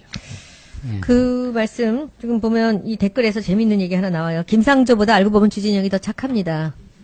이 두 분을 알고 있는 사람이 하나 올렸어요. 무슨 종환이라는 분 계세요. 그분이 이렇게 알고 보면 더 착합니다. 실제 저승사자는 뭐 누굽니다 이런 거. 자, 근데 그래서 이재용을 처벌하면 삼성이 망하나? 당연히 망하지 않죠. 당연히 망하지. 그러니까 왜냐하면 사실 삼성은 실제적으로는 이제 미래전략실에 있는 사람들도 사실은 전문 경영인이에요. 전문 경영인으로서 두 가지를 같이 하는 거죠. 하나는 총수의 세습을 위한 로비와 계획을 짜는 것이 하나 일이 있고 또 하나는 이제 그룹 계열사들에 대한 성과 관리를 하는 일이 또 하나가 있는 것이고 그러니까 이재용이 없다고 해서 또는 이재용이 뭐 감옥에 가 있는다고 해서 그 회사가 어떻게 되고 그러진 않아요. 근데 그건 단기적인 이슈고 장기적으로 어떻게 할 거냐. 이것은 한국 사회가 다 갖고 있는 큰 문제예요. 무슨 말이냐. 현재 한국은 우리나라 기업 부분은 재벌에 의해서 그다음에 지배주주가 완전히 다 모든 것을 갖다 컨트롤하는 시스템인데 이것에 대한 얼터너티브로서 무엇으로 가야 되느냐에 대한 그림은 사실은 없는 거예요. 왜? 흔히들 말하듯이 이제 그런 거 갖고 제가 이제 말하자면 이제 고민을 하는 건 뭐냐면 한국 사회가 우리가 흔히들 말하는 식으로 뭐 사회이사 제도를 하고 뭐 보드가 운영을 해서 기업을 갖다 이렇게 효과적으로 뭐 CEO를 감시하고 보상을 정하고 하는 그러할 만한 능력 또는 그러한 문화가 되어 있느냐? 아니거든요. 그렇죠? 아니란 말이에요. 그럼 그 중간에 그러면은 어떤 과정을 통해서 궁극적으로 더 좋은 것으로 갈 거냐? 그 이전 과정. 그 이전 과정을 우리가 무엇을 통과할지 그거는 잘 모르겠어요. 예를 들어 보면요. 일본을 보십시오. 일본이 세습은 안 하지만 대신에 무엇을 갖고 있냐면 내부에서 자기들의 클럽으로 해서 올라온 사람들이 내부자만이 운영하는 이사회예요. 그러다가 지금 사회이사를 드리라고 시작을 한 것이 정부가 아베가 강조를 해서 이제 약간은 반강제적으로 한 것이 코프리 가버넌스 룰을 만들었어요. 그게 2015년이야. 그래서 사회이사를 대형주는 2명 이상을 넣어라. 과반수도 아닙니다. 2명을 넣으라고 그랬어요. 2명을 안 넣을 거면 왜 안 넣는지 설명해라. 강제는 아니지만 안 넣을 거면 설명해라. 이런 말하자면 이제 자율 협약 같은 거를 만든 거죠. 모범 기준. 모범 기준 만든 건데 잘 보세요. 일본이 지금 겨우 2명 넣는 것 갖고 지금 이제 움직여요. 일본은 제가 전에 말씀드렸듯이 중국의 공산당 운영하듯이 내부자끼리 그러니까 중국은 이제 상임국을 만들잖아요. 폴리트뷰로를 만드는 건데 거기서 이제 한 명에서 10년간 하듯이 이 사람들은 자기네들 내부자 승진자 중에서 이사회를 만들고 이사회 중에서 한 사람을 사장을 하고 그 사람이 몇 년 하다가 물러나면 또 다시 올라가고 하고 한단 말이에요. 굉장히 폐지적으로 이사회를 운영을 해요. 이게 지금 겨우 요번에 2명 집어넣으라고 한 거죠. 소니나 이런 데서는 그전에도 사회사를 좀 넣긴 넣었지만 여러분 아시다시피 올림푸스라고 하는 카메라 만드는 회사 그 회사에서 몇 년 전에 서양인을 우드포드인가? 그 사람을 갖다 사장으로 데려와 CEO로. 근데 데려왔더니 그동안에 그 분식 회계한 것이 있는 거야. 그러니까 이 사람이 놀래가지고 사장이 보드랑 얘기를 했는데 보드가 아이 자꾸 덥자고 하니까 이 사람이 싸우려고 드니까는 이 보드가 이 사람을 파이어했어요. 그러니까 이제 소송을 걸었어. 그래가지고 이제 올림푸스가 그 회계 스캔들이 터졌죠. 그래서 이사회에 있던 사람들 쫙 달라나고 도시바도 그랬어요. 잘 보시면 일본이 왜 이렇게 정치에 있느냐의 이유 중에 하나는 이사회가 폐쇄적이다 보니까 자기 자체적인 구조개혁을 구조조정을 하려고 하는 동력이 약해요. 그러니까는 회사가 이익이 낮아도 그냥 뭐 우리끼리니까 하고서 그냥 세워라 내어라 그냥 가면서 기업 자체적으로 망가지지만 경쟁력이 종업원은 떨어지는 거죠. 그대로 남아있는 그런 건데 한국의 재벌은 하나의 장점이 있다는 뭐냐면 자기가 개인이 지배주주로서 앞에 계속해서 빼먹고 싶으면 이 회사가 잘 돼야 돼. 그래서 정 안 되면 한 번씩 구조조정을 해요. 하우스 클리닝을 한단 말이죠. 일본은 그걸 못해요. 한국은 나머지 법제는 또는 사회적인 풍속은 이런 식의 구조개혁이나 구조조정을 갖다 엄청 막으려고 드는 세력이 있는데 한 번씩 지배주주가 내가 살아야겠으니까 하고 한 번씩 클리닝을 한단 말이죠. 그러면 이 지배주주가 없이 그러면 누가 얼터너티브로 이 사회를 운영을 해서 사장을 하고 이 사람이 항상 꾸준하게 기업의 그 효율성을 유지를 하고 혁신하도록 누가 감시를 하고 누가 푸시를 할 거냐. 이건 아직 한국이 못 만들어낸 거예요. 제가 보기엔 일본도 못 만드는데 한국이 만들 거라고 저는 생각 못 해요. 그래서 이재용이 없으면 삼성이 망하지는 않지만 장기적으로 우리나라가 지배주주에 의한 황제 경영에 대한 얼터너티브로 무엇을 만들어낼 거냐. 이건 완전히 아무도 모르는 질문이에요. 예. 사실 제가 그저께 모 그룹의 회장을 만났어요. 어떤 이슈가 있어서. 근데 이제 얘기를 주고받다가, 그 회장께서, 그룹의 총수가 하는 일을 이렇게 설명을 하더라고요. 2가지가 있다. 첫 번째는, 진짜로 뭐냐면, 그 그룹이 한 10대 재벌 정도 하는 그룹이에요. 그런데, 이제는 그러니까 총수가 진짜 무슨 어디다 공장 짓고 이렇게 하는 거를 일일이 다 결정할 수가 없다. 그러니까 총수가 하는 가장 중요한 일은 전문 경영인의 도덕적 해이를 막는 거. 이제 아까 삼성그룹에서 이렇게 감사팀이 하는 일. 이제 이런 걸 잘 하는 게 첫 번째 업무고, 두 번째는 뭐냐면, 이제 뭔가 새로운 사업을 계속 찾아가야 되잖아요. 기업이 그냥 정체돼 있으면은 죽는 거니까. 그런 거 할 때 이제 뭐냐면 우리나라가 금융시장 특히 자본시장이 잘 발전돼 있지 않기 때문에 주로 이제 필요한 자원을 다른 계열사에서 이렇게 가져와요. 이게 이제 출자 형태이기도 하고 이제 이렇게 되는데 결국 그룹 전체의 어떤 자원을 쑥 섞어가지고 이제 새로운 어떤 사업 쪽으로 이렇게 보내는 이제 이런 일을 하는 거죠. 이게 과거에는 정말로 성장의 중요한 동력이었어요. 지금 하게 보면 이제 각 계열사의 소액 주주의 권익을 이제 침해하는 일인데 문제는 옛날에는 재벌 총수가 이런 일을 비교적 잘 했다라고 할 수가 있어요. 그게 이제 한국 경제의 고도 성장의 중요한 원인이라고 할 수가 있는데 이제 지금은 뭐냐면 이 2가지 역할도 잘 할 수가 없는 세상이 된 거예요. 일단 이게 성공의 역설인데 성공했기 때문에 혼자 그 역할을 할 수 없는. 그렇죠. 이제 그러게 된 거고 그 다음에 지금 그 역할을 해야 된다라고 이제 그 자리에 올라갈 3세들이 사실은 너무 무능하고 이제 그런 상태인데요. 이제 이재용 문제 그러면 이제 이재용 부회장이 이런 일을 잘 할 수 있을까? 이재용이 그러면 없으면 어떻게 될까? 그런 문제인데요. 그러니까 제가 질문을 좀 바꿔볼게요. 요즘 외국인 투자자들이 특히 이제 홍콩이나 싱가포르에 있는 외국인 투자자들이 한국 시장을 뭐라고 부르냐면 한국 시장의 팁마켓이 됐다 이렇게 표현을 해요. TIP 이게 어려운 단어가 아니라 타일랜드, 인도네시아, 필리핀이라는 뜻이죠. 여러분들 자존심 상하죠. 그러니까 우리가 그래도 이제 아세안 국가보다는 모든 면에서 좀 앞서갔다. 적어도 아시아 이머징 마켓 중에서는 우리가 가장 앞서 있다. 이런 자부심을 갖고 왔는데 이번에 최순실 사태가 그 자존심을 여지없이 무너뜨리는 바람에 이 분노하고 있는 거 아니겠어요? 매주 토요일 날 광화문에 나가는. 그러니까 자존심이 무너진 거에 대한 분노예요. 근데 외국인들은 이미 꽤 오래전부터 한국 시장을 그렇게 보고 있었어요. 일단 볼륨, 그러니까 규모의 측면에서는 중국에 이제 비교할 수도 없습니다. 그 다음에 이제 한국의 옛날에 왜 다이내믹 코리아였잖아요. 그렇죠? 근데 그 다이내믹스 이제 한국이, 요즘 다이내믹 코리아라고 부르는 사람이 어디 있어요? 그 다이내믹스 측면에서도 아세안 국가들이 우리보다 훨씬 더 활발합니다. 그러니까 이제 뭐냐면 외국인 투자자들이 저한테 이렇게 뭐예요? 우리가 너희 나라에다가 투자해야 될 이유를 좀 하나 설명해봐라. 그럼 이제 뭐 좋은 기업이 있고 이제 이렇게 설명을 해야 되는데 좋은 기업? 이제 몇 년 전부터 이제 땅콩, 해양 뭐 보면서 뭐 식조 주고 땅 사고 뭐 온갖 별의별 일이 다 일어났잖아요. 그런 일들이 한 2년 정도 쭉 지고 난 다음에 정말로 이 외국인 투자자들이 한국에 대한 매력을 잃었어요. 그 결과가 어떻게 되냐면 그래도 한 몇 년 전까지만 하더라도 홍콩의 이 글로벌 인베스터의 한국 팀의 팀장은 시니어였어요. 그래도 아시아에서는 제일 중요한 시장이니까. 근데 요즘 놀라지 마십시오. 한국 팀의 팀장이 다 주니어로 바뀌었습니다. 이게 무슨 뜻이냐? 장기 전략적인 관점에서 투자를 하는 게 아니라 단기 뉴스에 따라서 샀다 팔았다 하는 시장으로 바뀌었다라는 거예요. 이게 지금 한국의 현 주소입니다. 자, 이런 상황에서 만약에 이재용 부회장이 구속되고 또 유죄 판결을 받는다. 단기적으로는 분명히 충격이 있습니다. 그거 부정할 수가 없어요. 그러니까 오너가 깜빵에 가든 전문 경영인이 깜빵에 가든 기업의 가치를 결정하는 가장 중요한 요소 중에 하나가 CEO 밸류예요.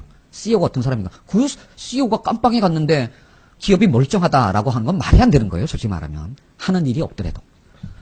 근데 뭐 지금 이제 이재용 부회장 같은 경우에는 예를 들어 하만 인수와 같은 그런 어떤 대규모 M&A나 또는 지주회사 전환과 같은 그런 어떤 큰 전략적 의사결정 당연히 올스톱 됩니다. 사실 이미 올스톱 됐어요.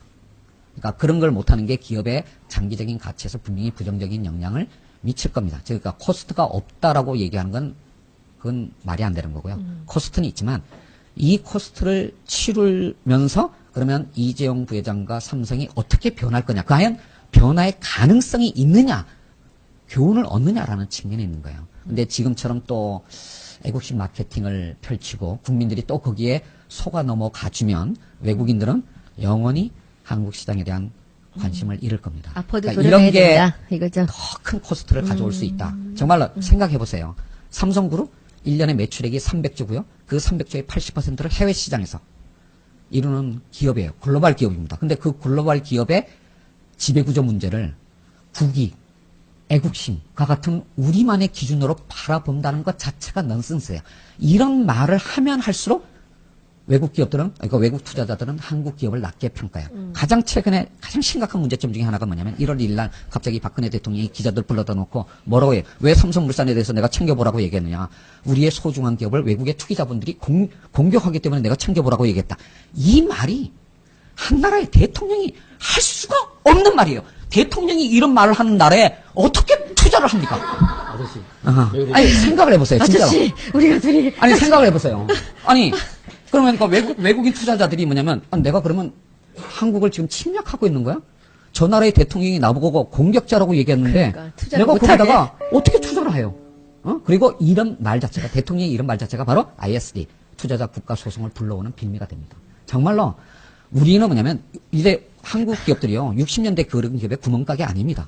상당 우리가 지금 생각하는 한국의 대표 기업들은 정말로 글로벌 기업이 됐어요. 글로벌 기업이 됐으면 그 글로벌 기업을 바라보는 우리의 마인드도 글로벌 되어야 됩니다. 우리가 이제 더 이상 국익이나 애국심 같은 그런 과거의 기준을 가지고 우리의 기업 문제를 바라보면 안 되는 거고요. 그게 바로 오히려 이재용 부회장과 삼성의 미래를 망치는 거다라는 겁니다. 아, 최고. 박수 한번 하고. 진짜 최고. 근데, 아까, 우리 종환 씨가 그렇게, 주진영이 더 착하다라는 얘기, 이렇게 흥분하니까, 또 어떤 분은 저한테 댓글 보내셨어요. 김상조를 흥분시켜라.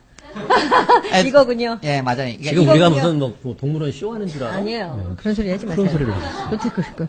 그리고 이제 여기서 이제 우리가 시간이 우리가 3시까지밖에 없어요. 김상조 교수님 오늘 벼랑간 모시는 바람에 그래서 여기서 이제 아까 우리 김성애 보자가 궁금해하는 것 이 얘기를 좀 한번 물어보면서 그 다음 단계로 들어가겠습니다. 그러니까 이학수도 이건희의 승계를 도왔잖아요. 그렇죠? 네. 그리고 최지성 장충기도 이학수 때보다 더 본격적으로 그 이재용 부회장의 승계를 도왔잖아요.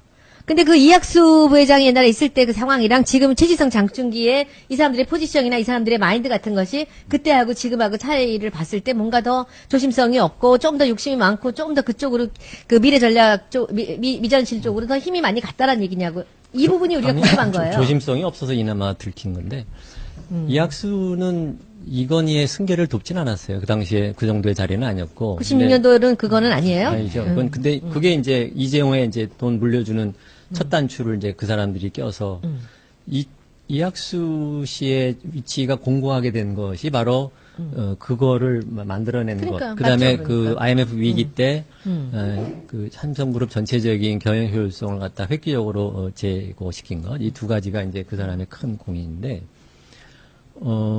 질문이 뭐였죠?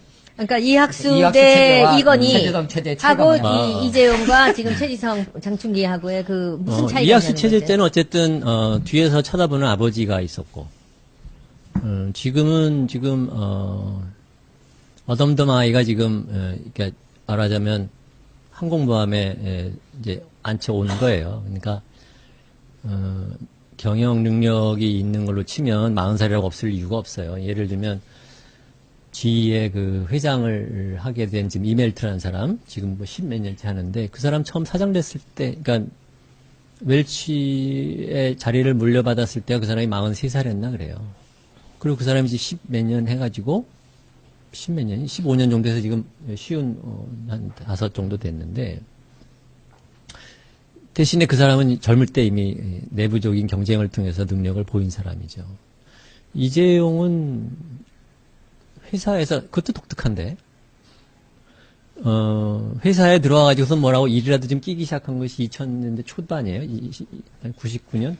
그때인데, 신기할 정도로 그가 뭘 하나 제대로 성공시켜 본 적이 없고, 제대로 일을 해본 적이 없어요. 완전히 온실 속의 화초로 컸고, 뭐 혹시, 뭐 좀 잘 되면은, 그 사람 덕이라고 해보려고 뭐 인터넷 비즈니스도 뭐 하는 데다가 지분도 좋지만 다 망가지니까 또 싹 또 넘기고 뭘 지금까지 뭘 하나 능력을 보인 적이 없는데 그 사람이 벌써 47이에요. 나이 40. 그러니까 어린 사람은 아닌데 그게 바로 이제 웃기는 거지. 그 어린 나이가 아니고 47이 되도록 49이 되도록 뭘 하나 해본 능력으로 보여본 적이 하나도 없는 사람이에요. 그러니까 왕조도 그렇잖아요. 제일 위험할 때가 바로 선왕이 죽고 그다음 될 때예요. 그렇죠? 두 가지인데 뭐 왕자들끼리 지들끼리 싸워서 그 중에서 하나 되거나 아니면은 이제 나라가 엎어지는 건데 그런 면에 삼성은 굉장히 위험한 거죠. 왜냐면은 또 무슨 이건희가 무슨 자동차 하는 거 뭐냐고로 저지를지 모르는 그러니까 나도 뭐 할 줄 알아라는 생각을 보여줘야 되니까 조급하게 말도 안 되는 거를 하고 그거를 또 막으려고 하는 가신이가 싸우다가 아이씨 내 말 자꾸 안 들으니까 너 나가라고 써서 기껏 그동안에 키워왔던 경영자들을 다 내보내고 또 엄한 또 자기 또 사람하고 굉장히 위험한 거죠. 그러니까 그것이 자기만 망하면 모르는데 이제 같이 껴서 이제 나라까지 망해먹을 거 아니냐라는 걱정을 하는 것인데 그래서 그 둘이 다르죠. 굉장히 지금 이학수는 어쨌든 경영을 하는데 이건희보다 뒤에 온 사람이고 둘이 팀이 잘 맞아가지고 여기까지 끌어온 것이고 지금은 어쨌든 최종 결정권을 갖고 있는 이재용이 얼마만한 능력이 되느냐 그 다음에 그 사람과 기존에 있는 팀과 어떻게 또 잘 또 그 일을 매니지할 거냐 이것은 한국 경제가 갖고 있는 굉장히 큰 불확실성 중 하나입니다. 아까 말씀 중에 제가 하나 좀 질문 다시 한번 하고 넘어갔으면 좋겠는데 그 이학수 이건희일 때는 아버지가 계셨군요 뒤에 조정을 좀 해주신 거죠. 그렇죠. 근데 지금은 사실은 아버지가 없잖아요. 이래서 일어나는 일일 수도 있겠네요. 그게 바로 네. 그렇습니다. 이거 작년에 삼성 물산 합병을 보면서 굉장히 황당했던 것이 저게 소탐대실이에요. 아주 전형적인 소탐대실이거든요. 왜냐하면 당장은 뭐 얼렁뚱땅해서 되는 것처럼 보이지만 저게 두고두고 문제가 안 일어날 수가 없는 거거든요. 언젠가는 정권이 바뀌면 어떨까요? 예를 들면 그렇죠? 박근혜 때는 어떻게 할지 몰라. 그런데 그 다음 정권이 들어와서 만약에 이런 문제에 대해서 비교적 적대적인 정권이 들어서 한번 치마라는 표현을 쓰다가 이제 또 욕 먹을까 들춰보겠다는 맘먹는 순간 우수수 무너지는 거예요. 그렇게 너무 노골적으로 한 거거든. 생각해 우리끼리 아니 그거 좀 한 일조 그냥 세금도 안 내고 받은 것 중에 좀 쓰면 지배주주 비율 좀 낮추면 뭐가 어떻다고 저거를 저렇게 할까? 왜 그러느냐? 우리 생각에는 뭐였냐? 그 밑에 놈들이 수석인 거죠. 그걸로 먹고 또 한 번 자기가 또 살고 싶은 거지. 나 이거 잘했죠. 그게 장충기라는 거죠. 장충기랑 김종중이 그 김종중하고 둘이. 지들이 하나는 살고 대외적으로 해서 최순실을 잡고 하나는 합병을 잡고. 근데 거기에 대해서 예. 이 사람들 아까 비교해가면서 그 다음을 들어가 주세요. 예, 그 두 체제를 간단히 비교해보면 사실 하는 일은 비슷한데요. 그, 이건희 회장, 이학수 부회장 그 시절에는, 그러니까 이학수 부회장이 정말 조직 장악력이 되게 탁월한 사람이에요. 그래서 그 당시에 구조조정본부는 완전히 1인 체제였어요. 모든 것이 이학수 부회장의 장악에 의해서 돌아가는. 그리고 이제 이학수 부회장은 매우 현명하게 자기의 결정을, 그 구조조정본부의 맞아. 결정을 회장이. 한남동에 가서 그렇지. 사인 받아오면서 이거를 마치. 회장의 권위를 입혀가지고 집행을 하는 거예요. 굉장히 사실은 현명한 사람이에요. 그렇게 운영을 했는데, 이제 지금 와서 보게 되면 그 미래전략실의 결정에 권위를 입혀주는 사람이 지금 없는 거잖아요. 병원에 실려가 있고. 지금의 이제 그 삼성그룹의 의사결정 구조는 아직까지는 정말로 권위가 너무 부족한 이재용 부회장과 그 다음에 이학수 부회장에 비해서는 조직 장악력이 한참 떨어진다고 볼 수밖에 없는 최지성 실장과 그 다음에 매우 아주 경쟁적인 관계에 있는 장충기 사장과 김종중 사장 요 네 사람이 집단 지도 체제를 구성하고 있는 거예요. 그러니까 이제 이런 상황이기 때문에 과거보다 훨씬 더 의사결정이 이렇게 매끄럽게 이루어지지 않는 경우 굉장히 각자의 단기적인 어떤 이익에 따라서 결정이 왜곡될 수 있는 소지가 굉장히 높아졌어요. 물론 이제 그러면 이제 가신들은 이런 일을 왜 하냐? 자기가 다 개인적인 이익이 있어요. 여러분들 뭐 언론에 난 거 보시면 아시겠지만 이학수 부회장의 재산이 뭐 8천억이다, 1조다 또는 심지어는 그거보다 훨씬 더 많다라는 얘기도 나오잖아요. 그렇죠? 공식적으로 준 것도 있지만 자기가 또 빼돌린 것도 있어요. 챙긴 것도 그리고 협박해서 받은 것도 있겠지. 뭐 이거 이 얘기했다가 뭐 잡혀가는지는 모르겠지만 예, 뭐 다른 그룹의 예를 들면 그러니까 이제 현대그룹의 정주영 회장께서 이명박 이제 대통령 나가신다고 했을 때 재산이 얼마다 이렇게 그때 재산이 공개되지 않았겠습니까? 그때 정주영 명예회장의 코멘트가 이거였어요. 내가 꽤 많이 주기는 줬는데 저렇게 많이 주지는 않았다. 그 정도의 지위에 있는 사람들은 다 자기의 이익을 챙겨나는 충분한 가능성이 있어요. 그러니까 지금 그러니까 역할도 했고. 예, 최지성 체제하에 미래전략실도 역시 그런 문제점들이 있다라고 생각하고요. 또 하나 이때와 이때의 가장 결정적인 차이 중에 하나가 여러분들 놀라실지 모르지만 지금 미래전략실에 있는 그 핵심 임원들이 해외 경험이 거의 없어요. 진짜요? 정말로. 왜냐하면 공식 지위를 가지지 않은 사람이에요. 어떤 회사의 대표이사다, 등기이사다 그러면 당연히 해외 가서 투자자도 만나고 뭐 인터뷰도 해야 되고 그러지 않습니까? 그렇죠? 근데 이분들은 뭐냐면 그냥 삼성전자의 사장이지만 그러니까 한마디로 말하면 환관이 저 외부의 그 사령관으로 안 나가잖아요.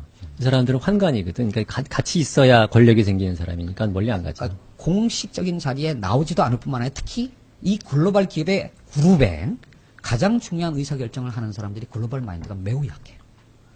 그게 이학수 부회장 시절까지만 하더라도 그게 뭐 어떻게 굴러갈 수 있다라고 할 수 있을지 모르지만 이렇게 세상이 변했는데 왜 그러면 그 물산 합병을 그같이 정말 단기적인 시각에서 무리하게 했을까? 이분들이 글로벌 마인드를 갖고 있었다라면 그렇게 하지 않았을 거예요. 그 합병이 끝나고 난 다음에 제가 그 사장 중에 한 분을 만나서 이렇게 그래서 참 만나자마자 제가 이렇게 딱 농담을 던졌어요. 참 사장님 이번에 정말 무리하셨습니다. 라고 얘기했더니 그 사장의 답이 제가 무리한 게 아니라 무식해서 그랬습니다. 정말로. 끝나고 나서. 네, 끝나고 나서. 그러니까 물론 그냥 농담 비슷하게 한 말이지만 저는 근데 이게 진실이라고 생각해요. 이게 왜냐면 아차 싶었을까? 숨어서 커튼 뒤에서 의사결정을 내리는 사람이다 보니까 대외적인 어떤 접촉에 기회가 없어요. 객관성이 없는 거지. 그러다 보니까 한국 사회가 어떻게 변했는지도 모르고 세상이 어떻게 변했는지도 모르는 거예요. 그러니까 과거 방식으로만 결정을 하게 되는 그게 지금 이와 같은 문제들을 낳고 있다고 할 수가 있습니다. 제가요, 이 대목에서 약간의 제가 요번에 이제 국조 때 했던 일들을 말씀을 드릴게요. 이제 제가 얘기를 좀 하고 나서 우리 김성애 보자가 여기 설명을 좀 할 텐데, 재벌 회장님들 8분이 다 나오기로 결정을 했잖아요. 그리고는 우리가 이제 장충기 그 차장을 증인으로 신청을 했는데, 이재용은 무조건 나오는 거였어요. 근데 만약에 제가 그 미래전략실에 그렇게 중차대한 역할을 했던 사람이라면요, 저는 나갔을 것 같아요. 왜냐하면 회장을 커버해야 되잖아요. 네. 근데 이 사람이 증인 채택이 이제 신청이 들어갔는데 한 이틀 전부터요. 이 국회에 와서 누비면서 자기 빠지고 김종중, 김신을 대신 넣으려고 그 작업을 하는 거예요. 그런데 김종중 와서 질문 하나도 못 받았어요. 장충기가 와봤자 이재용 회장이 있었기 때문에 그렇게 크게 주목도 못 받았을 게 그날은. 근데 자기가 안 들어가려고 그렇게 길을 쓰고 결국은 자기 대신에 김종중하고 김신 사장 두 사람을 지어보낸 거예요. 그래서 나 그때 보고 제가 놀랬던 거는 뭐냐면 이 사람들이 회장이 나가 있는데 자기가 나가서 호위무사를 해도 시원치 않은데 자기 빠지려고 이 짓을 하는구나. 그래서 그때 그걸 느꼈어요. 우리 이제 지금 이 미래전략실에 대해서는 우리 또 김성애 보좌관이 여기 할 얘기가 잠깐만. 많아요. 진짜로 이게 굉장히 중요한 포인트인데요. 현대자동차 그렇죠. 사장을 만났어요. 그러니까 현대자동차 사장이 뭐라고 얘기했냐면, 그러니까 이분도 그러니까 비즈니스를 하는 사장이 아니라 역시 그 참모 비서도를 조직에 타는 있는 사람 참모 때문에. 조직에 있는 그 사장인데 우리 같았으면 같이. 정말 거기 가가지고 옆에서 뭐라도 회장님을 도와야지. 보위하기 위해서 뭐라도 했을 거다. 그렇지. 근데 어떻게 삼성 애들은 저렇게 아무것도 안 하냐? 안 하는 게 아니라 본인이 안 나오려고 했던 그 노력을요. 우리 국회에서는 다 알아요. 몇 사람을 풀어가지고 국회의원들 한 명씩 다 이게 집어가지고. 과도기 체제하에 왕세자와 그 선왕의 가실등 간의 관계예요, 사실은. 그러니까 이런 상태에서 얼마나 제대로 된 판단이 이루어지겠습니까? 그러니까 벼룩이야. 결정적인 순간에 자기 나갈 길을 본 거죠, 먼저. 거기에 대해서 이제 우리 김성애 보자 한번 얘기 좀 해보시죠. 그 한이 많아, 그래서. 그 사람들 그 짓거리 했던 것들을 옆에서 다 봤기 때문에 다른 보좌관실이나 다른 방이랑 이제 본인이 당했던 거 한번 얘기 좀 해보세요. 전 뭐 한이 많지는 않고요. 예. 저는 재벌을 미워하지 않습니다. 예. 뭐. 아마 그런데 나만큼 사랑하겠어요, 예, 뭐. 재밌었던 것은 8명의 총수들, 그 사람들은 대통령을 만났기 때문에 이제 빼도 박도 못한 상황이었고, 그 다음에 전경련의 2사람, 10사람이 나오기로 했는데, 7명에다가 CJ에다가 전경련 2명이었군요. 나오기로 했는데, 저희가 각 의원실에서 거기에 붙여서 같이 불러들 참고인들하고 기타 증인들이 많이 있었거든요. 두 분이 참고인이었고. 예. 근데 저희는 이렇게 그림을 짜고 있었기 때문에 꼭 나오셔야 되는데 이게 논의가 잘 안 되더라고요. 그래서 해달라고 얘기를 했는데 그 회의가 시작되더니 그냥 그 10명만 딱 증인 채택하고 이 의사봉투 들고 그냥 끝나버렸어요. 그러니까 증인도 한 사람도 못 부르고 참고인도 한 사람도 못 부른 상태에서 이제 손혜원 의원이 야, 이대로 안 되겠다 해서 위원회가 갖고 있는 권한 중에 위원 중에 4분의 1 설명을 그냥 받으면 무조건 자동으로 회의를 소집할 수 있는 권한이 있었거든요. 그래서 이제 주말에 일일이 전화를 직접 다 해서 그 중에서 10명을 설득해서 18명 중에 새누리당까지 포함해서 그래서 저희가 전체 회의를 소집을 합니다. 손혜원 의원이 소집을 한 거죠. 그래서 그 회의를 소집을 하니까 위원장과 뭐 이제 다른 의원들이 엄마 뜨거라 해서 그럼 그냥 우리가 소집을 해주겠다라고 해서 회의를 해놓고 그 회의에서 이제 장충기 사장이 증인으로 들어가 있었거든요. 의사봉을 두드리려는 순간 이완영 의원이 잠깐만 나도 증인을 불러야 되는데 간사간 협의를 다시 하자. 라고 나갔다 들어오더니 우리 남겨놓고 나갔다가 들어오더니 나 참. 예 거기서 이제 장충기가 사라지고 김종중하고 김신으로 그러니까 여기서 이완영만을 나쁜 사람 보면 안 돼요. 나머지 간사들도 똑같은 부역자들이에요. 그런데 그게 저는 그 사람들이 참 어이가 없는 게 저는 그때 장충기가 사라질 때 사실 눈 깜짝도 안 했어요. 나는 주진영, 김상조가 사라질까봐 너무 걱정을 했거든요. 두 사람은 참고인이었습니다. 근데 두 사람이 그냥 자리를 버틴 이유는 단 하나. 이완영이 무식해서 둘이 누군지를 몰랐어요. 그래서 가만히 있었던 거예요. 이 사람 머릿속에는 장충기밖에 없었어요. 그러니까 장충기만 빼면 된다라고 하는데 저는 속으로 장충기를 뺀다 한들 우리가 할 말을 못할 게 아니었거든요. 회장이 나와 있는데. 그리고 저는 뭐 주변에 뭐 아는 또 이렇게 재벌 기업에서 연락이 와요.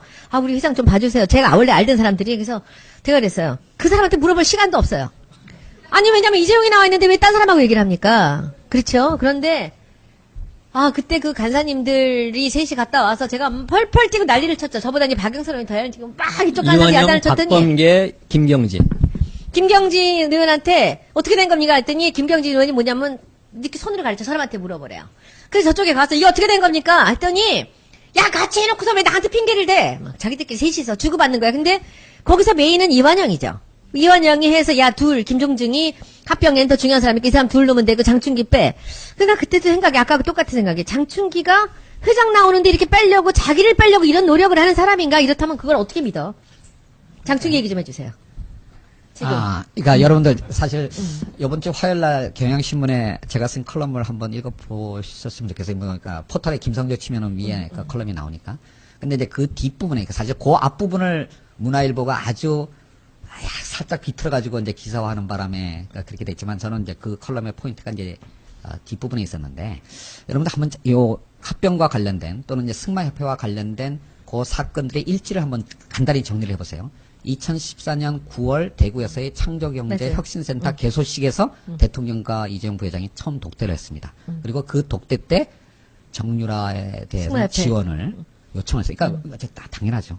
근데 그 당시 2014년 말 2015년 초까지만 하더라도 사실 모든 그룹의 이 대관 업무하는 사람들이 최순실의 존재를 전혀 모를 때예요. 예. 그런데 바로 그때 2014년 9월 달에 대통령이 딱 찍어서 뭘 하라 그런 거잖아요. 그러니까 삼성 쪽에서는 이게 도대체 누군데? 라는, 알아봤지. 이건 이제 그런 걸 하는 게 바로 장충기 사장이에요. 그러니까 어떤 의미에서는 우리나라에서 그 최순실의 존재를 제일 먼저 확인했던 사람이 삼성그룹의 장충기라고 생각해요. 바로 그때. 심지어는 2015년 초까지도 안종범 경제수석조차도 최순실의 존재를 정확하게는 몰랐어요. 그런데 그보다 먼저 한 거죠. 그러고 난 다음에 장충기 사장은 그 즈음에서 이제 나이가 있기 때문에 삼성에서는 만 몇 세 되면은 물러나야 되거든요. 근데 은퇴 프로그램에 들어가는 타이밍이었는데 갑자기 이 장충기 사장이 지위가 영향력이 더 커졌어요.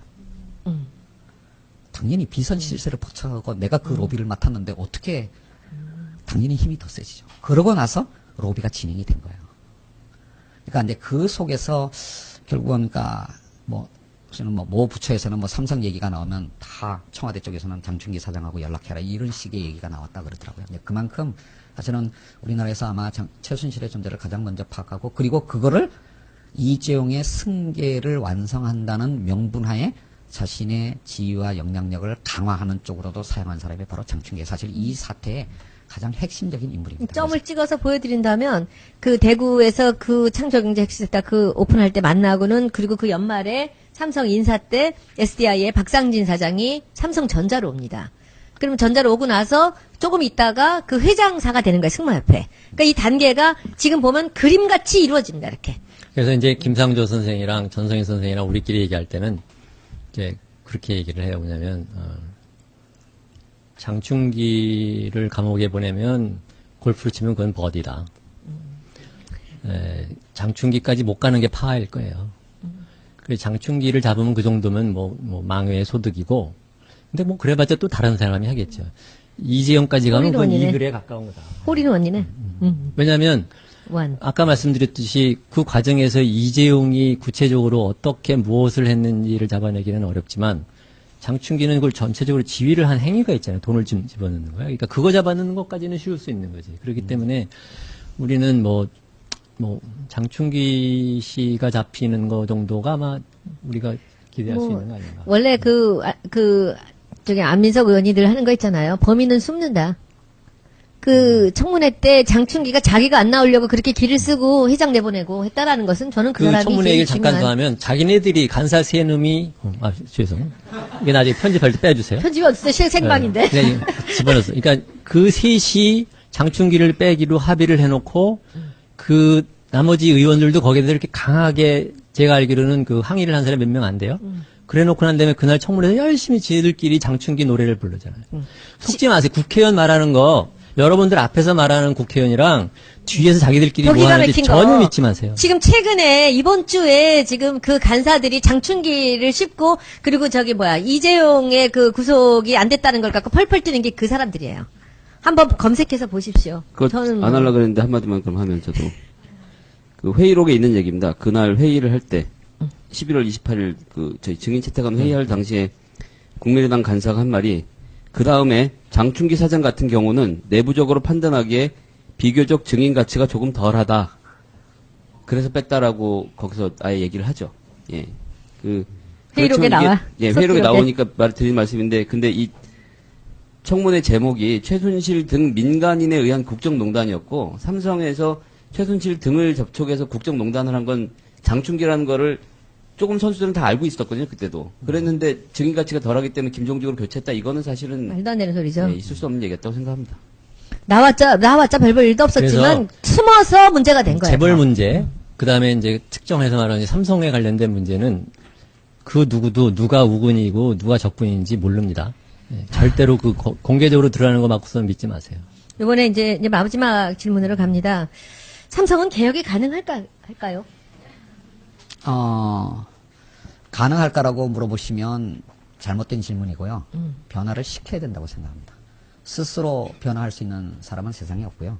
언제나 변화는 외부의 압력에 의해서 그게 변화하는 게 자기의 이익이다라고 깨달을 때 비로소 변화하는 겁니다. 맞아요. 외부의 압력이 없으면 변화할 인센티브가 생길 이유가 없고요. 제가 기업의 구조조정 몇 번 이제 여기저기 하면서 해봤잖아요. 근데 아주 공통적으로 드러나는 것이 뭐냐면, 어떻게 보면 참 안타까운 얘기인데, 한국의 조직은 너무 경직적이라서, 목에 칼이 들어와도 안 바꿔요.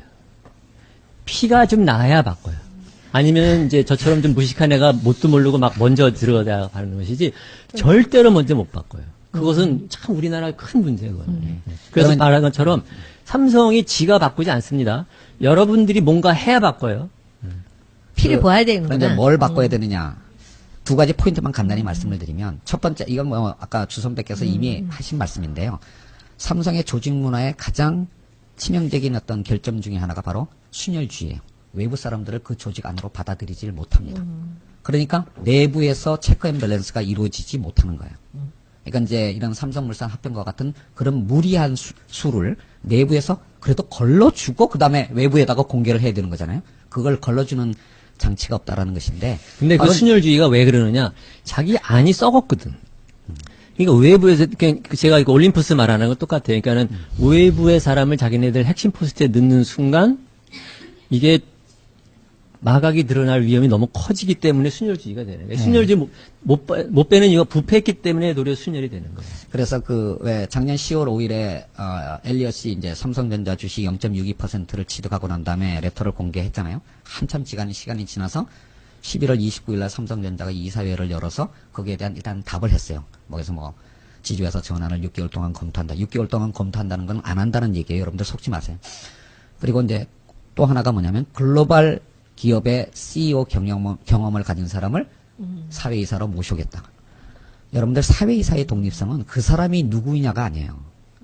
우리나라 대표 기업들의 사회이사 하는 분들 전부 다 훌륭하신 분들이에요. 그런데도 그 사람들은 다 거수기가 됩니다. 왜냐하면 그 사람을 바로 총수와 또는 경영진들이 지명했기 때문에 사람의 인센티브 스트럭처는 나에게 보상과 벌을 주는 사람이 누구냐에 따라서 달라지는 거예요. 똑같은 사람이라도 재벌 총수가 지명했을 때의 사회이사와 외부 주주가 지명했을 때의 사회이사는 똑같은 사람이라도 행동이 달라지는 겁니다. 삼성의 순혈주의를 바꾸는 건 뭐냐면 그것이 엘리엇이 되었던 국민연금이 되었던 바로 외부의 주주가 추천한 사람이 그 안으로 들어가게, 이 사회 안으로 들어가게 만드는 거고, 이런 가능성을 열어주는 게 바로 지금 국회에서 논의되는 3법 개정이라는 거예요. 이게 이제 변화를 가져오는 첫 번째고요.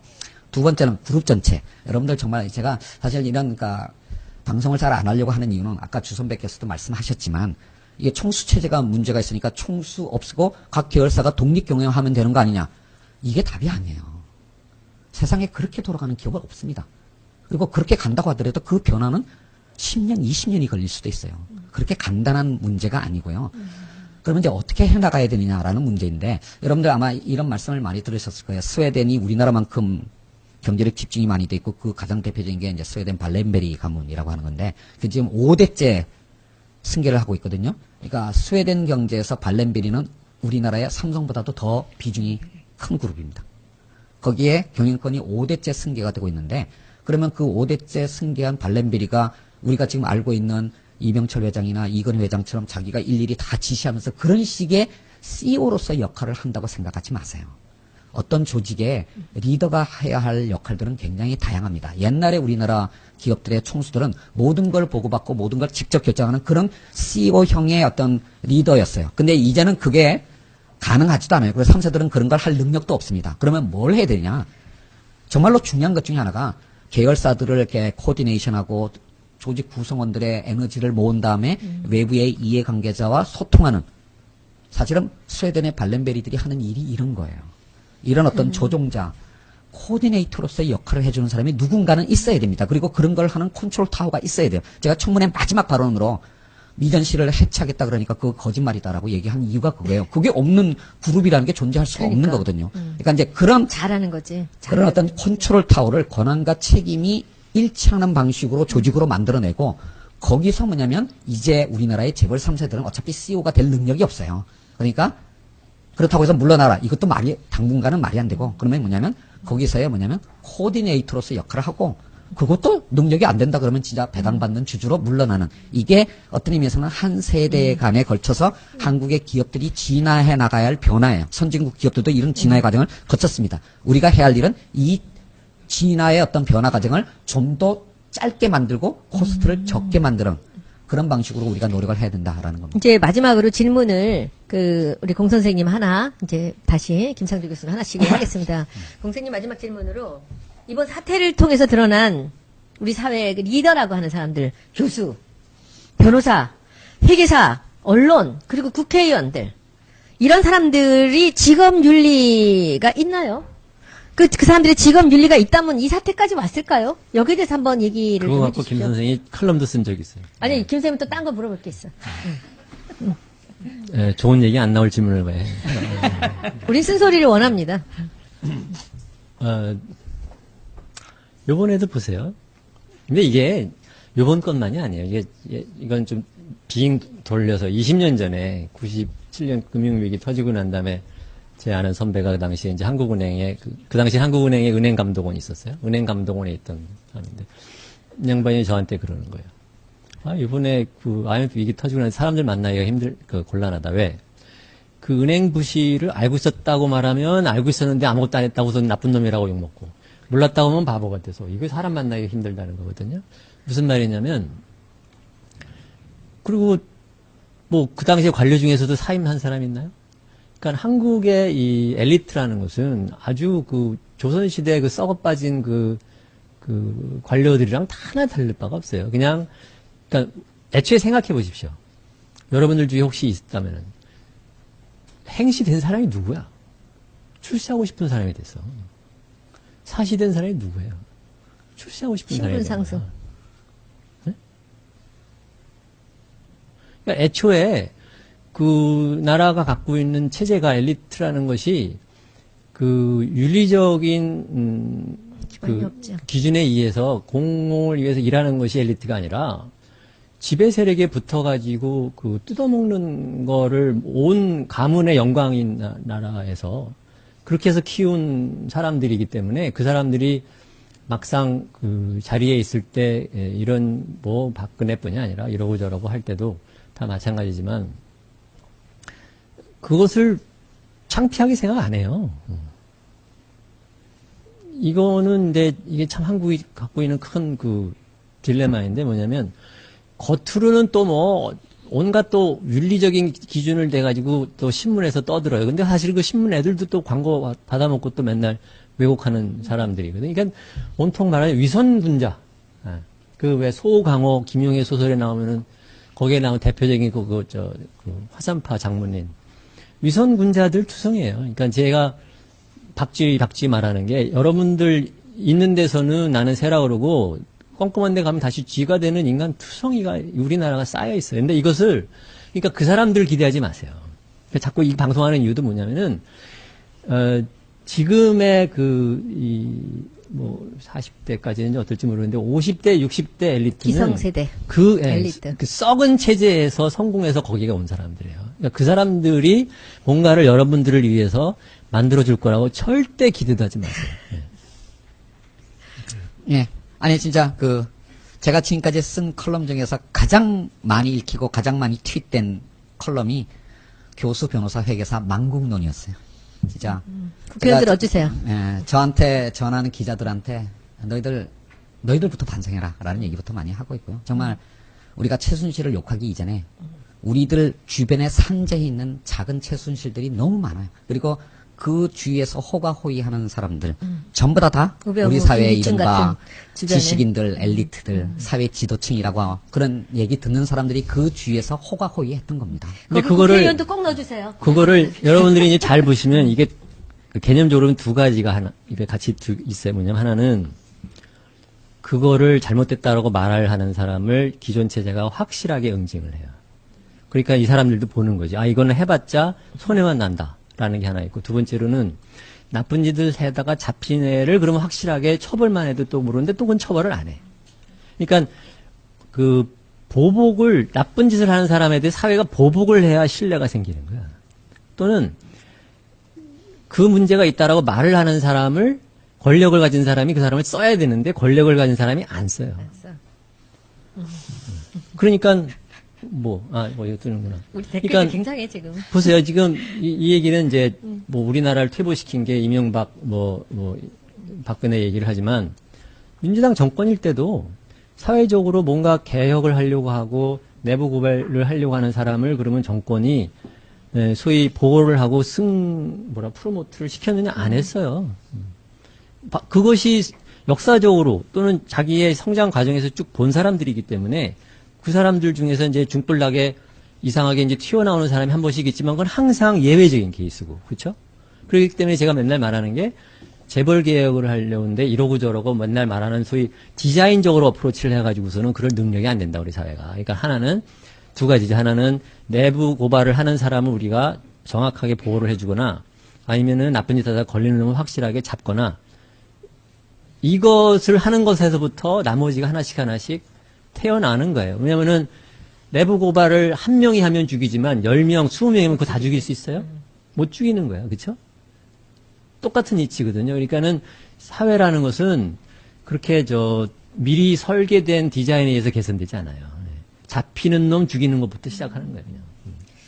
이제 제가 우리 김상주 교수님한테 마지막 질문을 하는데 짧게 여러 가지 질문을 좀 해볼게요. 첫째 궁금한 거 하나 있어요. 예.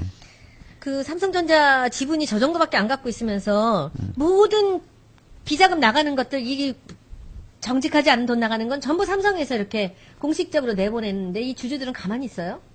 물론 그것 때문에 소송도 많이 했고. 너무 어이없는 거 아니에요? 돈이란 돈은 다 삼성에서 빼가는데? 아마 요번에 나간 돈들은 특검 재판 결과가 확인되고 판결이 나오는 순간 제가 다 주주 대표 소송 내게서 네, 다 회사로 네, 네. 돌려드리겠습니다. 네. 너무 걱정하지 마십시오. 그거 조금만 궁금했고요. 기다리세요. 또 하나, 이 아까 300조 매출 중에서 80%가 해외에서 이루어진다 그러잖아요. 근데 이 삼성에서 휴대폰이 갖는 비중은 몇 프로나 돼요? 전체 매출에, 이거 사실은 이제 전자의 지금은 매출. 전자 쪽을 보게 되면, 그러니까 뭐 전자만 얘기해요. 전자만. 네, 반도체하고 휴대폰하고 이게 좀 시황이 왔다 갔다 하기 때문에 그러는데 한참 잘 나갈 때는 휴대폰이 삼성전자 전체 한 60%쯤 됐습니다. 전 세계 다 합해서도? 아니면 국내? 그러니까 전 세계 매출액, 삼성전자의 매출액. 지금은 이제 반도체가 워낙 좋아져가지고 네. 핸드폰 매출이 한 반 정도. 아니요. 근데 반에서 국내외는 몇 프로나 되나요? 대부분이 외국이에요. 예, 대부분이 그러니까 외국이에요? 뭐 더구나 핸드폰 같은 경우는 뭐 한 80%, 90% 가까이가 해외. 해외예요? 세계 인구가 50억이고 우리나라 5천이에요. 그럼 국내 휴대폰의 매출은 어느 정도예요? 예? 국내 그 휴대폰 매출은 어느 정도예요? 그것도 뭐 1조 넘을 1년에 것 같은데. 200조에 뭐 반만 해도 국내 매출? 휴대폰. 국내 매출은 애초에 숫자를 기억할 필요가 없을 정도로 작아요. 그 자체는 그렇게. 그래도 몇 조 될 것 같은데요? 물론 그러니까 중요한 건 아니라고. 그게 중요하다니까. 제가 할 수 있는 거는 200조에 20%면 40조예요. 아니 제가 할 수 있는 거는 뭐냐면 저는 만약에 이번에 우리가 원하는 결과가 나오지 못할 때 우리가 할 수 있는 거는 불매운동이에요. 근데 거기서 중요한 게 휴대폰이라고 저는 생각해요. 냉장고 뭐 하나 사면 몇 년 쓰는 거기 때문에 아마도 우리나라 같이 휴대폰을 자주 바꾸는 나라는 없을 거라고 생각합니다. 이거 조사해보면 분명히 나올 거고요. 그리고 차도 우리나라 같이 빨리 바꾸는 나라 없고요. 3년만 타면 안 탑니다. 바꾸죠, 새 걸로. 그리고 저 가전제품도 마찬가지예요. 근데 그중에서 제일 많이 바꾸는 게 휴대폰입니다. 이걸 휴대폰이 대한민국 사람들이 이렇게 빨리 바꿔주지 않았으면 오늘날 삼성은 없습니다. 불매운동 말씀하시는 거면 나는 반댈세. 그런데 저는요, 사실은 저는 오래전부터 삼성을 안 썼어요. 모토로라만 썼어요. 그러다가 한 2년 전에 처음으로 갤럭시를 샀습니다. 그랬다가 이제 제가 당에 들어오면서 다시 애플로 바꿨는데 이게 조금 불편하고 한데 이제 오랜 동안 기술이 축적이 되면 아무래도 편리하고 좀 더 좋은 제품 만들게 되죠. 그런데 그걸 국민들이 해준 거라는 거죠. 내수 기반을 국민들이 만들어줬다는 건데 우리가 할 수 있는 것은 아주 미미합니다. 사실은 많은 분들이 댓글에 달아주지만 우리가 불매운동을 해서 할 수 있는 것이라는 게 뭐 아무것도 아닌 정도 수준밖에 되지는 않을 거예요. 근데 여러 가지 생각을 하고 있습니다. 우리가 뭘 해야 되는지. 여기서 또 빠져나가면 뭐 우병우든 김기춘이든 관심도 없어요. 저는 이재용이 여기서 빠져나가면 삼성이 여기서 빠져나가면 이건 우리가 가만히 있으면 안 돼요. 그런데 이미 정치권에서는 이미 다 빠져나갔어요.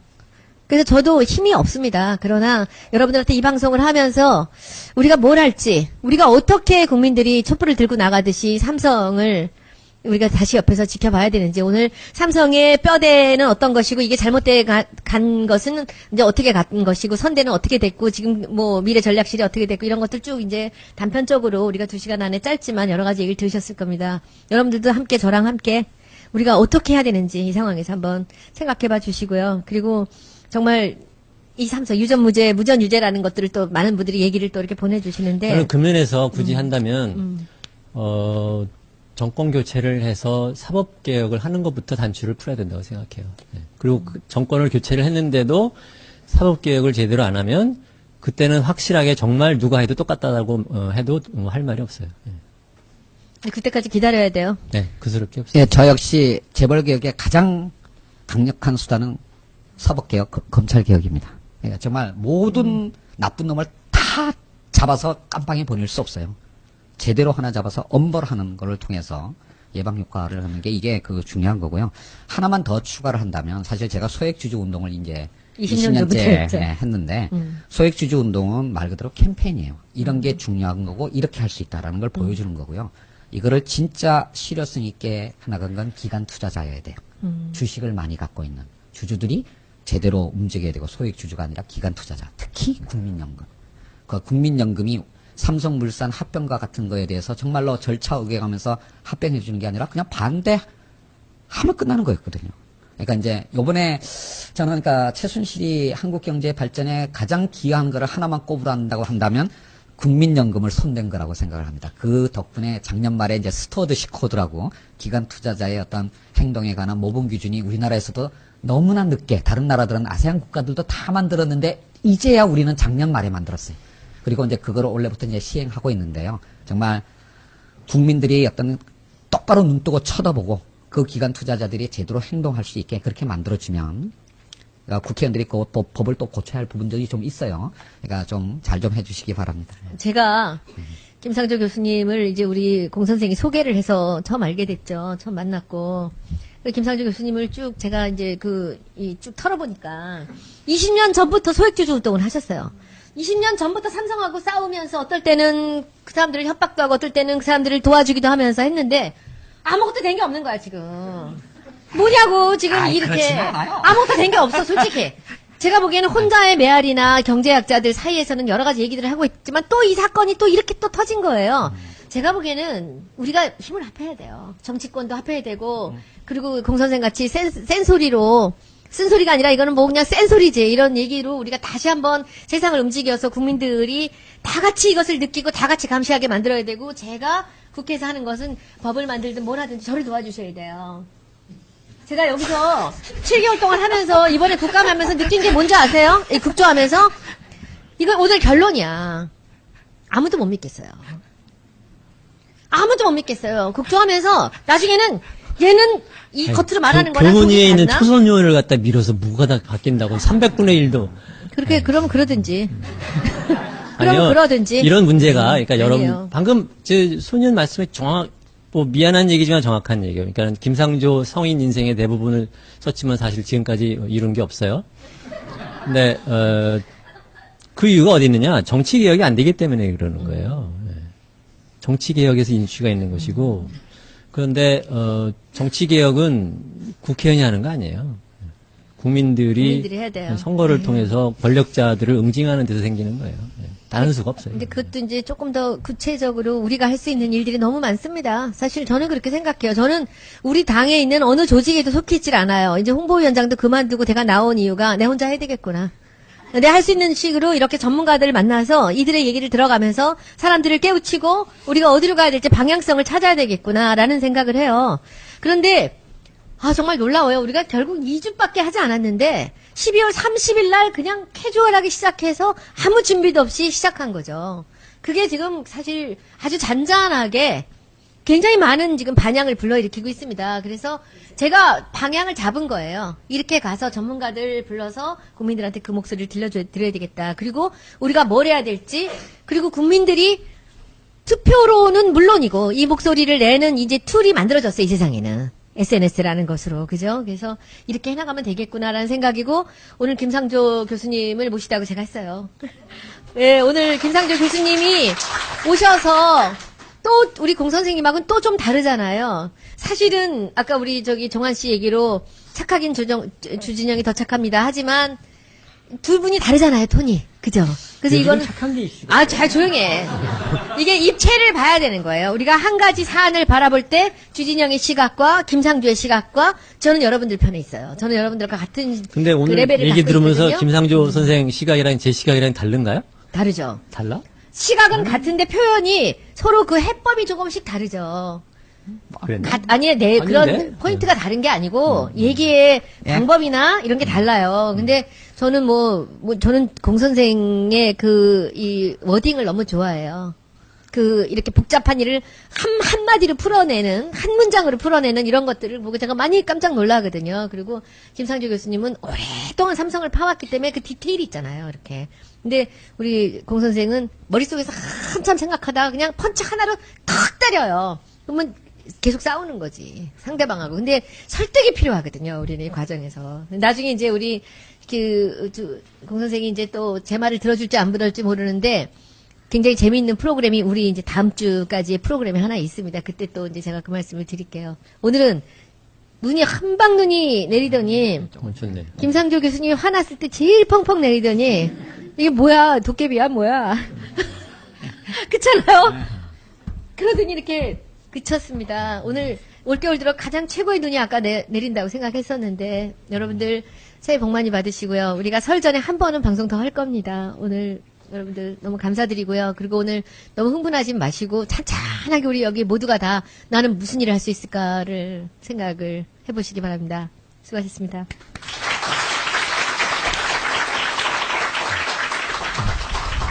몇 시에요? 3시 15분.